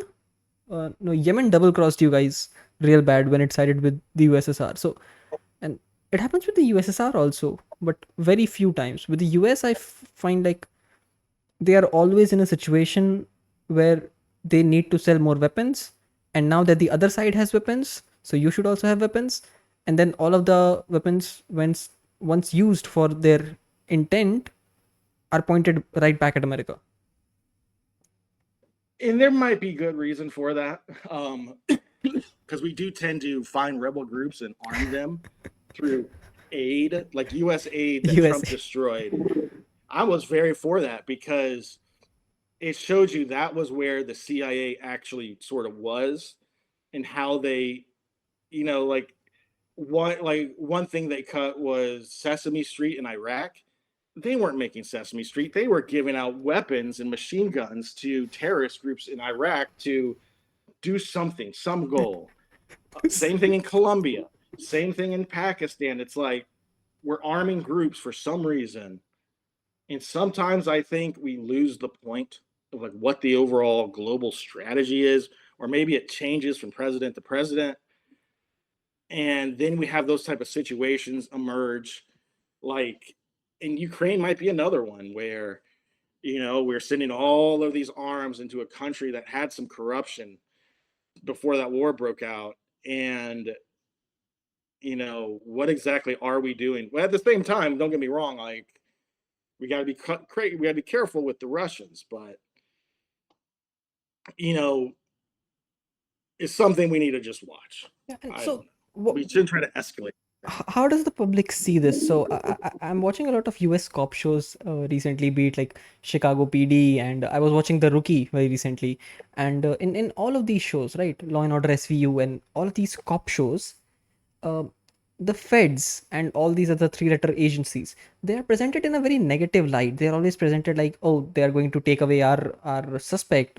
They're not letting us interrogate them because he's apparently above the law or something. And I was watching The Rookie. Yeah, I was watching The Rookie, some season, and where some girl, some Russian hostage or something like that, and uh, there was this really serious point of contention between the local PD and the CIA guys. And at one point, the cop like taunts them by saying, "Get out of the way, civilian." And I was like, okay, so the U.S. federal agencies do not get along with the local PD. Um, I think that's dramatized to a high degree. Um, I think they take small instances and really just use that for dramatic effect well. Um, and it all depends where you go. Like in Florida, we work well with the three-letter agencies. There's always something sneaky happening in Florida because we have all that coastline and drugs coming in that like the CIA has a heavy presence in this state, but it's not obvious. You don't really know that unless you're sort of in tune with a, like a local police that are watching sort of these drug networks that exist. Um, but it's not in a negative way at all. Um, what I will say is people really started to distrust the FBI over COVID because the FBI started watching school board meetings. And at these school board meetings, you would have some crazy people, that would show up and start yelling at them about masks and whatever. But that probably was only made worse when they went out into the parking lot and you had people from the FBI taking pictures of their car and their license plates, and all of that was happening. So that didn't really help their reputation. But I think those shows also kind of pretty like show something that's a little bit false, to where these three-letter agencies are coming in and interfering in local investigations. If anything, in reality, they're probably asked to come in if someone thinks it's that serious, if that makes sense. So Um, it's a TV only thing then. to an extent, right? I'm sure there's always conflict. Um, a good way to like have a view of watching that is in our legal system. It's about winning, and so everything funnels into the idea of conviction, and we got to convict this person. So what's the best way to do that? Even if they're innocent, who cares? We got to win, Even if you know. And serious, it's like that. Like a prosecutor's worth is if they put the person in prison no matter what. So if they think the FBI will do a better job at that, they'll hand it off. um and as long as their reputation's not hit. So it's like this weird reputation game. Like, to be honest with you, I would be frightened if I was ever involved in anything in our court system, just because of how aggressive our prosecutors are. So it's a major problem in our legal system. and that's why A we lot have of, like that's why we get these kind of headlines like man with no active arrest warrant shot. No active warrant? Do you mean innocent? That's a lot of words for innocent. No man with no active warrants. So, and and if I'm not wrong, I was going through the Duke Lacrosse case once. The girl Kristen Magnum, once her video came out of confessing, and there was some news channel host who was it was some female, I think Kelly or someone. I don't recall the full name. I think it was Kelly, and she was saying that hey, this was one of her first cases when she started doing journalism uh, for Fox News back in the day, and oh, it's Megan Kelly. Megan Kelly, yes, yes, yes. Yeah. And once, like when I was going through that entire documentary, I there was a point where huge focus of that was on the prosecutor because he was running for some election at the time, and he wanted to show that the minority community that I'm not all for the whites. And like why would you go like this? Is what do you call it? It's like pleasing someone for political agenda of it. I'm pretty sure that's Yeah. illegal. So, oh, it is. And I don't know if he may have got in trouble for it. I know the state lost a lot of money in a lawsuit, but he was feeding off of this idea that in the South, black people never get a fair shot, especially a black woman, and that's inherently not true anymore. But that idea still exists in people's minds, and he was feeding off of that. And then that case is a perfect example of how aggressive they can be no matter what. When they have huge pieces of evidence come their way that show, hey, this person's innocent, they'll ignore it and go, nope, we got to ignore that and try to hide it. Instead of going, wait, what are we doing here? Maybe we're going to get sued in a major way and lose a lot of money because of what we're doing. It's just our justice system in America is so strange. that it's a winner take all sort of system, and it leads to a lot of innocent people being put in prison. About one, I've heard different stats. I've heard 1 out of every 5 people's innocent in prison. That That's seems a little bit that's much. that's a lot. Yeah, that's extreme. But I've heard about like 6%. Um, and a lot of times people don't know that you should never talk to the police if you're being Yep. investigated without a lawyer. And they'll just go in and they'll get tricked into confessing something without even realizing it. Then to go through the process of proving you're innocent, we love to say you're guilty or you're innocent until proven guilty. In America, it really depends how much money you have. Like, if you can, seriously, like OJ Simpson case proved that. If Yep. you can hire some badass lawyers to come in, there is a segment of our society that can get away with almost anything. So, like, Um, what if both parties have money? Like, for example, what's going on with the Blake Lively and the Justin Baldoni case? Like, are you anywhere aware of it? yes, So, like, yes, it's very toxic. what's happening over there? Any insight? So, from what I know about it, it really makes Blake Lively look bad, and she's trying her best to use her PR machine to make him look bad. But what's really come out is made her and Ryan Reynolds look pretty bad. That she basically tried to take over the production, take over the editing, become executive producer, and then downplay him. Just from what I've read into, um, and it's just a stupid Hollywood fight, and that she's sort of acting like a diva princess. And the thing is, it was a good movie. I don't know if you've ever seen it. The movie they made was actually very good. So they are really making a good, like, they're tarnishing a legacy of a movie that would have been like a lot of like teenagers liked it. I know a lot of young women liked it. I liked it. A movie that would have been like really thought well of is now just sidelined for this weird drama and lawsuits that are occurring. I think the guy actually has a case that's going to win. I miss the time when movies That's were why about stories and just stories. the I think the movie industry is really struggling at the moment.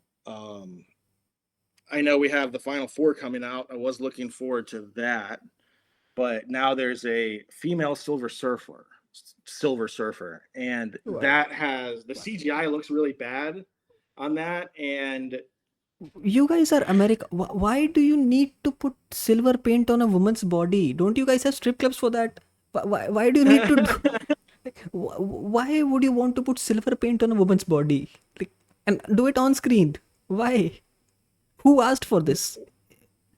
I Is don't see. That's what I'm trying to wonder is like, why do they keep taking these old stories and changing a little thing to include a minority or include a female character? It doesn't a make any sense to female me is not a outside of. minority. It's 50% of your population.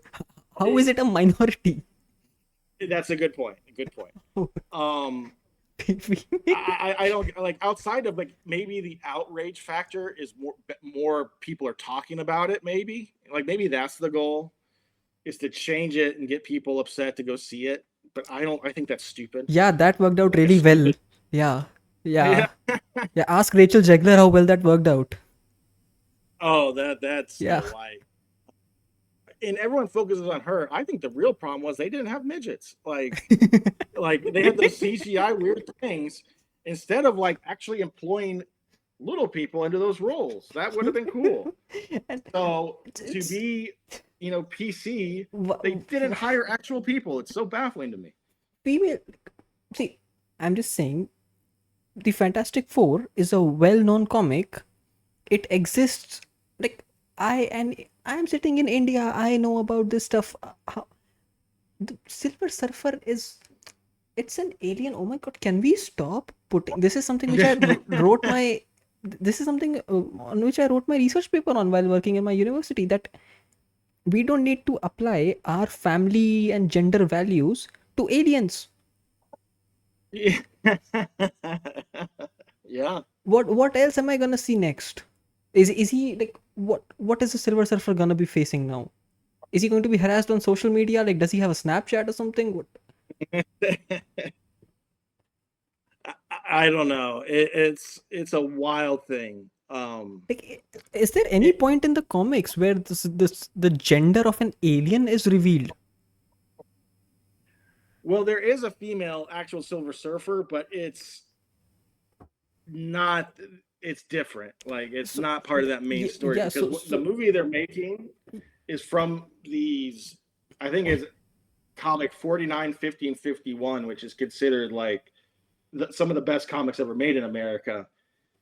And there's a very set story, and they're just messing with the fundamentals of it. And it's a story like everyone likes. The same thing with Snow White. It's like it's a story we like, it's part of our culture. Why are you messing with the formula that worked? If you just make it well, you'll make tons of money if that's the goal. Like I just I don't know. I think people took the wrong gender studies class in college and got like warped. and It's like just like they didn't think about the issues correctly. the Silver Surfer is not one person. He's one of a certain species that exists somewhere in the known universe. Now, how do you know that in that set universe there are males and females and only these two? Oh god, why am I giving them ideas? Now they're gonna have a transgender Silver Surfer, aren't they? um, I think that leads to another question of like, why haven't they made original stuff? If you want to do something, make an original female superhero, and it's like almost more sexist doing the substitution thing because you're saying you can't be original enough to think about this, or you believe a female cannot be that in an original way, if that makes sense. Yeah, Like like, that's kind of sexist. and why does it have like? Why do you need strong females that are characters instead of strong characters that are female? It's a good point. Why do we need representation? Who can someone just like ask Mindy Kaling to stop? I never said I want to see myself on American TV shows. If I'm logging in, I'm paying Netflix to watch American television. Why would I want to watch brown people? I have a window. I can open it. um, Like I, who convinces these people? Like are there people in America who actually think, oh, Indians don't see enough of themselves? Let's put Indians on Netflix also. Bro, we have a billion of them. We see them every day. I don't want them on if you Netflix. want to, if you want to go into like why this is happening, it it's less about ideology and more about funding. So to make, I saw this professor talk about this. To make a movie in America, it's going to cost you 300, an absurd amount of money, 300 million, crazy money. And who has that money to give you? The studios usually don't have that much money. Private equity and hedge fund, our financial sector does. And when you go to them, a lot of those people are controlled by what's it called? Environmental ESG, Uh, environmental social governance, and that's part of their funding structure and their their special CSR and uh, stuff. Right, right. yeah, hedge funds that have money to donate just to these causes and to get the amount of money you need if you make your script a certain way that fits their parameters. Oh, we're gonna have a female Silver Surfer. Okay, here's another 50 million. So it's stuff like that that is the thing behind this. So it's our really stupid financial sector that and then behind them is the government. So there's some government person behind this thing, and this is, this will make everything equal. And it's just baffling that they'll make these rules for finance that then fund the movies, and then it's sort of a ridiculous matriculation of things that then it's complicated, it's all stupid.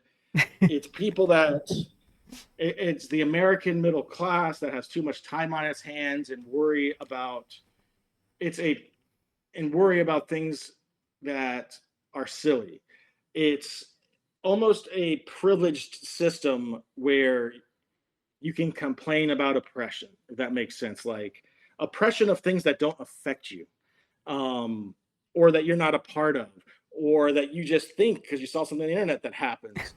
Like in America, these privileged classes almost think like, oh, I'm in this situation, but I need to help these other people without ever actually asking those people if they want help or knowing them at all. It's a very, and they don't realize how classist they're being.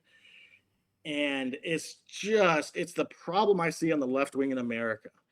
It's, I have money, so I'm going to help these dumb people over here that don't.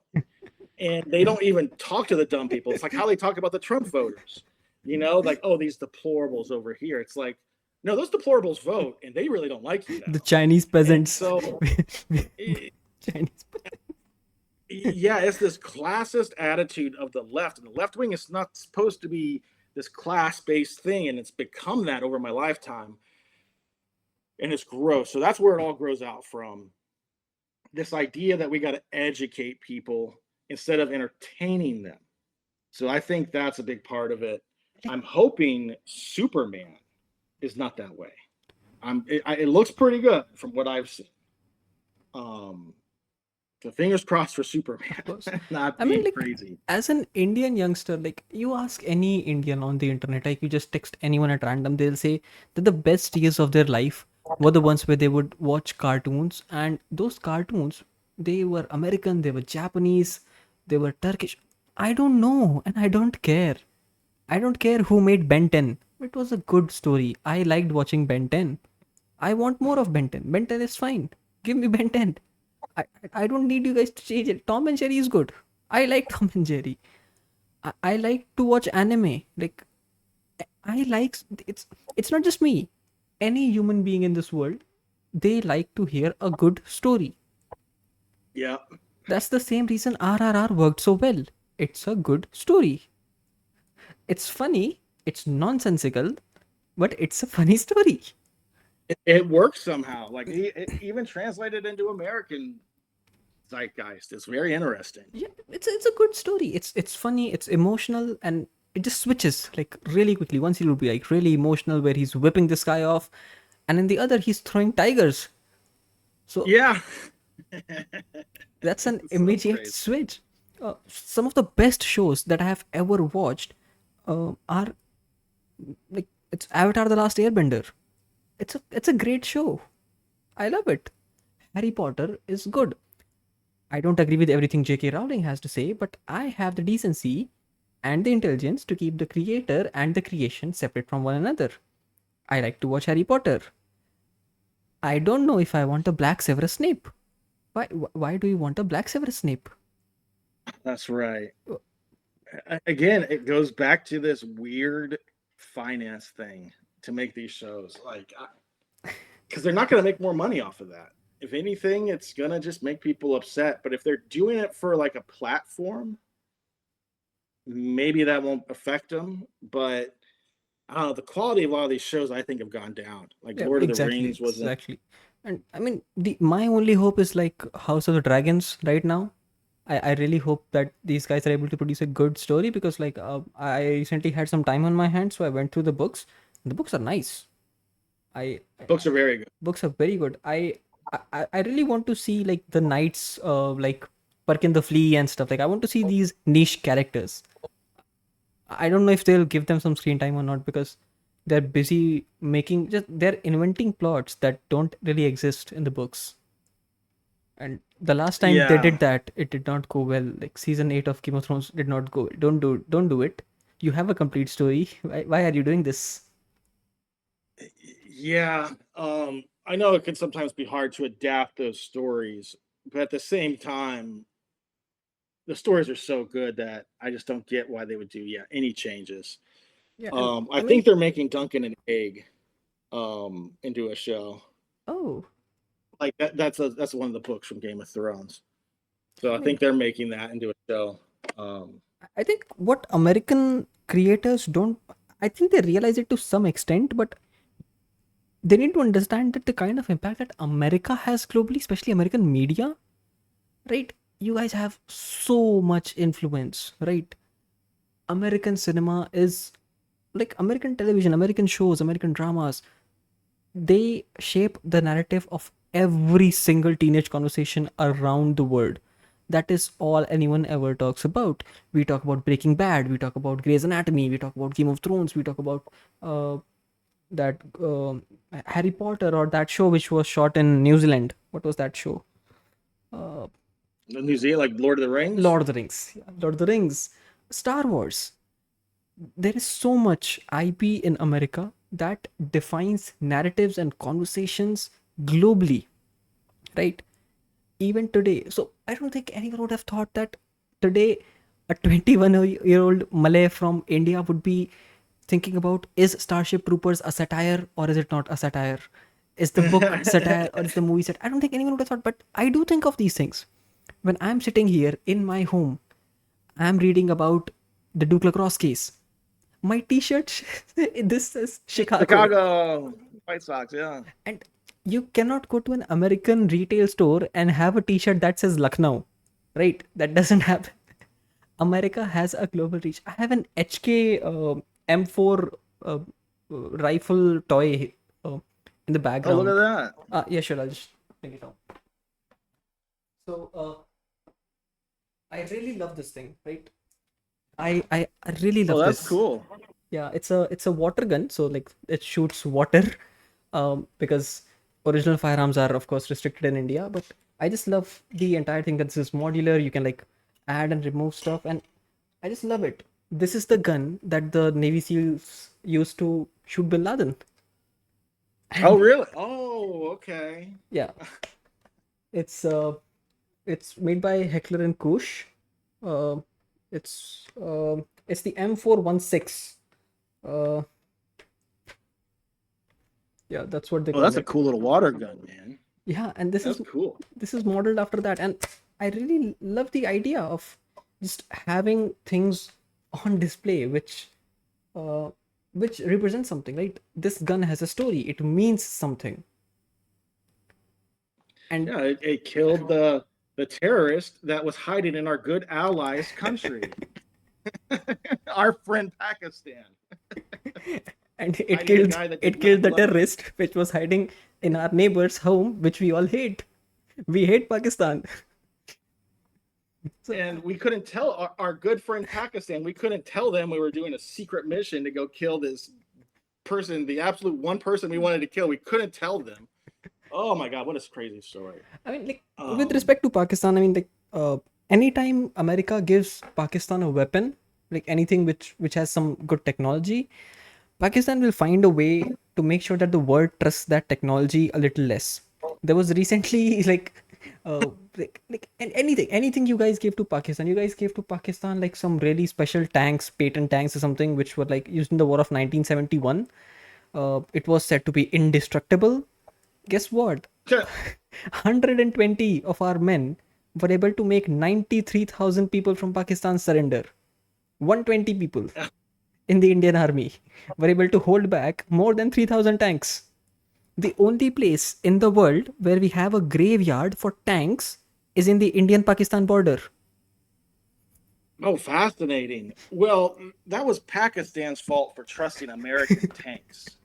I had relatives in the tank corps in World War II, and the only reason we defeated the Germans was because we McDonald's the shit out of them. It wasn't American superior technology, just we printed those tanks. Like if you look into, I think they were Bradley tanks. I could be, or no, the Abrams tank. They were little like, excuse my language, but shit boxes. Like they had no protection. One Panzer could take out four of them. So what did we do? We sent five. So it's like, oh, you're gonna beat us, huh? Your big bad Panzer tank. Take this. Have another cheeseburger. Uh, so that's like the strength of America. It's almost like we've forgotten that. Like it's like we don't make these epic great goods. We just make back then we made a lot of them. Like they were making, I think, a destroyer a day in LA and 500 tanks a day in Detroit during World War II. We were just printing them out. And so Pakistan believing their tanks would be invincible is hilarious to me. You know, like that was a good American salesman. Oh yeah, they're invincible. Yeah, buy them all. You will be 100% safe. And what'd you say? 90 Indian dudes defeated all of them. 120. 120 men. Oops, our bad. I'm waiting for some Pakistani general to sit and watch this later on YouTube. He's gonna make some calls like, "Hello, America. You sold us bad Yeah. tanks without extended warranty."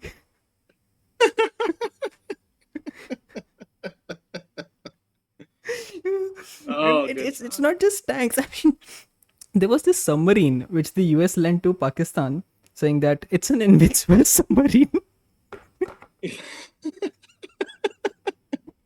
And there was this Indian ship. It was called the INS Rajput, and it did not have an engine in it, so it was damaged. It was being repaired, and the submarine was passing by, and it shot it.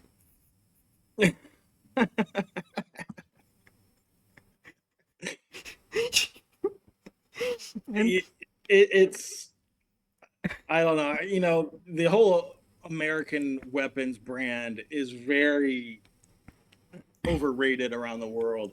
I will say the one thing we do make well, we make good guns. We make pretty good guns. yeah, Um, and it's not just the guns. It's the way America carries out its operations, like the communication strategy, the drone, intelligence, like the intelligence, surveillance, reconnaissance, the ISR satellites, and the whole way in which there is a communication, everything is being recorded, the movement, the tactical operations of it. I mean, I just love watching all of that. I was watching this show called SEAL Team 6, and I was just amazed at how well, I know it's PR, that there's of course military funding that is going into it to show that, oh, American forces are so good, but they are not entirely wrong in the way that they are probably the most heavily invested armed forces dudes. These guys are, I mean, I just love the way an entire operation is conducted, how much effort is going into things other than just punching him. And like, it's not just the punches that count, right? It's the entire team. There is communications, there's first aid, there's so much that is happening.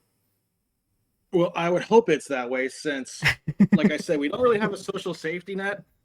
About 60 to 70% of my taxes, which when you get a check in America, I don't think like people in other countries realize how much we pay in taxes. It's and how much we don't get back. But where does that go? It goes into the military, and I'm cool with that. You know, it's it, if they weren't effective, then that would be a different story. And there's not a lot of waste. Well, there's a lot of waste, but if they weren't effective, um, so It is the price to pay for the dollar hegemony. If the yeah, United States was not the global police force, the dollar supremacy would have ended. We would either be trading in gold or in some other union currencies, like the entire European Union. They trade in euro, right? I think Brazil, India, China, Russia, South Africa, BRICS, the BRICS nations might as yeah, well come up with their own currency, and then maybe gold will become a standard, or fossil fuels, or something like that. The a big reason for the supremacy of the petrodollar relies on America being the world's police force, and America can afford to be the world's police force because of the petrodollar. So I think that's how both these things are linked. But yeah, you're 100% on yeah, that. And I don't even one think a lot of thing, Americans yeah, and kind of like, realize that.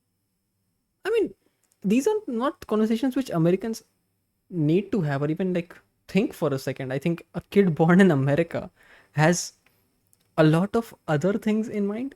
I don't think they are as aware of their own domestic politics. Forget about international politics. And it's fine. 110%. It's fine. They don't need to be. I don't want to be Vivek Ramaswamy. Like, you need to tell me the capital of my city. No, like, it's fine. You do you, buddy. You go out, you date, be a good human being. Like, focus on being a good human being. That is actually, you're 100% right about that. You know, if you're born in America, it's pretty much what you need to understand is Outside of your family, and that's what's scary to me is the family institution in America is kind of broken down. Um, we've had at the same time, there's something called the two income trap. So in America, to get a home, you got to have two people working. And they call the two income trap because if you have one income, you kind of lose your house. And that's a scary situation. A lot of people don't talk about. And our divorce rate is at like 70%. It's something, no, maybe it's 57. Regardless, it's a really high rate. And that creates an unstable atmosphere for families. So if you're born into that situation, what you learn is I am going to have to survive on my own. No one's going to help me. I'm going to have to figure this out. And what you don't then learn, unless you sort of are living in a very privileged situation, is like geopolitics and other countries. You don't really even learn about other parts of the country. You just go, all right, what's my environment? How do I survive? What am I going to do? Because it's really strange in America because of how we did do globalism and sent a lot of our production overseas. It's like, how am I going to make a living? You have to specialize in something, or find something in the service sector. And like Florida, for example, a lot of my students, I pretty much pointed to the service sector. Like you can make enough money being a waiter in America. You're not going to get a lot of social prestige that way, but you are going to make enough to survive. And maybe if you get in a good enough restaurant, pretty good money. Like no one talks about the people that become very wealthy off of being a waiter, but it does weirdly happen. If you're in the right restaurant with the big money tippers, you know. Um, and then if they pass the law on no tax on tips, that would be huge. So that's the conundrum of growing up in America is trying to find your place. Um, and why I actually think migrant communities have an advantage is because they stick together more so than the average. Like once they're like more assimilated into our society and sort of just spread out, then families are kind of on their own. When it's a community, a migrant community, people help one another, help people get jobs, use their connections, if that makes sense. Um, so yeah, talking about like world politics, yeah, a lot of Americans don't care because they're just trying to survive day to day in kind of a very brutal capitalist society where there's not help coming to help you. So, I but I think that's also reality for most of the world. it's kind of happening in India as well, but not in the rural side of things, of course, but in the upper middle class of India. There is divorce rates are of course going up. That is one thing, and the Indian institution of family and marriage. 1 year ago, I was a very vocal critic of it. I uh, didn't really think of it as a good thing. My opinions have changed in the last 1 year. I now do believe that the nuclear family is the smallest social unit, and any further breaking down of that will result in catastrophe as a society. We should not, it's very simple. Politics should not enter the bedroom, because like the moment politics enters the bedroom, then the bedroom will be discussed in the parliament. I don't want that to happen. I want the Yeah, government out of the family. There are small things where there are little things where I don't want the government to get involved. One is airlines. Please, God forbid, don't run an airline. The government of India knows that. The second is the bedroom, and the third is the church or the temple or any place of worship. Stay out of religion. Stay out of my bedroom. That's all I ask of the government. But no, these are the only two yeah, places where the government wants to go. yeah. And I wish it was sort of similar in America, but in America, they love to get into the bedroom and mess with things. Um, and it's just like a bad trend in America at the moment with the breakdown of the family. Um, don't get me wrong, it's not like everywhere, Yeah, but it's like I consider myself fortunate because I had two parents, and you can really um, almost trace back someone's success to if their parents stayed together or if they got divorced in America. It's a really interesting thing to look into. Um, Yeah, I mean, like the word itself, parents, it's a plural. It means two. That's the minimum. It's not more than enough. One should not have to consider themselves fortunate for having the minimum. It takes a village. It takes two. well, I hate to, you're absolutely right, and I hate to, in America at the moment, that is a privilege. That's the crazy thing, which I think a lot of people didn't think would ever happen. Um, but because of divorce rates and how the divorce system is set up in America, um, it kind of reinforces divorce, if that makes any sense. Like it's very advantageous sometimes for someone to get divorced, and they don't really realize what they're doing to their kids and society when that happens. Um, but that's modern times, you know. Yeah, and it's profitable for everyone. So if there are two people who are living in two houses means two rents, two houses means two televisions at least, two air conditioning systems, two cars, two house Yes. helps, everything. Like you need two sets of kitchens and two sets of kitchen appliances, whereas in one home things might as well have been managed pretty easily. I mean, like modern Oh, the times. financial advantage is I think people let their emotions of the small term affect their thinking in the long term in America way too much. Um, and there's also more opportunity to mess up a relationship than ever in America with all these different apps and but it's both male and females. It's not like it's one specific gender. It's both genders are acting crazy at the moment. Um, it's wild, interesting times. Like, have you seen that the new show Adolescence and the kind of rhetoric it draws from like Andrew Tate and toxic masculinity in kids and stuff? I've heard about it. I haven't watched it. Um, I think it is hitting on something. From what I know about the show, like the kid killed a girl because she made fun of him or something. Called him an incel, and so he killed her. Um, I think that's unrealistic, but at the same time, it does hit on the fact that boys in our society right now um, are disadvantaged in a major way um, because of what's presented to them about the reality of the world is incorrect. Um, and our economy is pretty hard to crack into. I think that creates this situation. Like, you have a lot of dudes, even up all the way up to my age, that are no longer even participating in the economy. Like, um, they're not in education. They're not in um, don't have a job. They're just sort of playing video games. So it's and because they don't have like a hope for a better life, they are really attracted to these kind of toxic red pill dudes or the red pill movement. It's a worrying trend.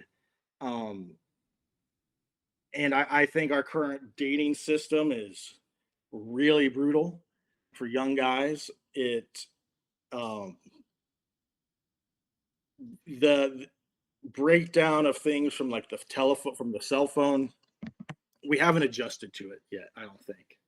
And I think these are like growing pains to adjust to a new world. But and because we have such a, especially in America, a focus on the feminine and helping them, there's no help for this other side here. And that's where you're getting a lot of these mass shooters are all dudes, dudes doing the terrorism are all dudes. And so it's like these people that were left behind, like the Florida State shooter the other day. That's my old college I went to. Um, was a young guy. So it is a problem. So that show does look at a problem. I think it gets its diagnosis wrong, but at least it's showing the problem, you know. It's interesting, but I also think it's on the education system a little bit in America. Someone needs to be telling these younger guys that, it's not going to be easy. You're not going to be a millionaire right off of the gates. Stop watching Instagram and these And idiots that are like saying, "Oh, I'm so rich. I'm a you millionaire by don't need to 17." be They're like lying. that's also you don't need to be a millionaire, dude. Like No, you don't not at need that all. to be happy. If let's say you have $500,000 of net worth and then you marry someone who has the other half, millionaire, And done. in this, well, it's also in Instagram. I think people are being, especially young guys, are being sold this false view that women only want money. And that's not, that's like such a bad view, because a lot of times women will go for the bad boy who's a criminal. Okay, that doesn't have anything. So that's not how attraction works. And I think the views they're being educated in are so insanely wrong. And you can have 1,000 teachers telling them this, but this phone is way more powerful than that. So Educating I just someone think, is very difficult. Like manipulating is easier, especially if it comes to something that a teenager like wants more than anything. Like I don't think a teenager would like want to be a millionaire if he didn't get to have any. On the other hand, if he did get to like have his way with like five different girls for the week for 10 years of his life, that's a choice. To all the guys over here, what would you pick? $1 million for the rest of your life, or five new women every week, rest of your life? Put now decide. Like now you pick. You want to be millionaire. Like decide, bro. Like you have to. I don't know. It might be different for the US. In India, especially, this narrative is gaining power. So, in the last couple of years, two narratives have become really powerful. One is that in the name of affirmative action, there is some sort of appeasement happening with the minorities from the side of the government. This is the first narrative, which has gained reasonable success amongst the masses, which is why uh, the audience is a lot more wary of the freebies and the direct cash handouts which are being provided to the people of India. People are getting wary of it. The second narrative is that, uh, which has gained a lot of traction, is that women are to be believed without anything, without any scrutiny, right? And that has faced a lot of backlash, and for rightful reasons, because there have been so many cases, like one or two cases every single day, where women are getting newly married and then they are just ending their husbands to then run away with their lovers. If you have someone that you love, don't marry someone else. Get a divorce, or like just don't murder your partner yeah, to run away. yeah. And it's not Don't just murder your partner. guys, if there's one thing anyone takes away from this video, don't murder. Period. Don't murder, and 50% of the population is not racist. Yeah. Take these two things. And Yes. yeah, and I mean just like All right. uh yeah, wrapping this off. Well, I just got to go in a second. Yeah, sure. Um, um, Let's wrap this off Sorry if I cut on you off. a good note. Just do a small reel. Have you Okay. do you know about the Prime Minister of Italy, the President Giorgia Meloni? Yeah. Yeah, she's like really popular in India. Really? Yeah, because Why? people like to ship her and Narendra Modi together. Like, what do you mean? I'll show you just so in the last minutes of this podcast, let's very quickly end this on a very happy good note. Uh, I'll show you some clips, shorts Okay. if possible. Okay, yeah.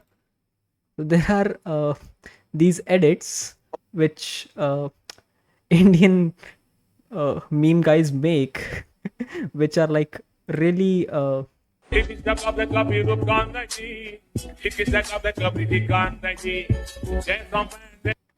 these are basically edits of our prime minister with Georgia Maloney, because like Indians just love to ship them together.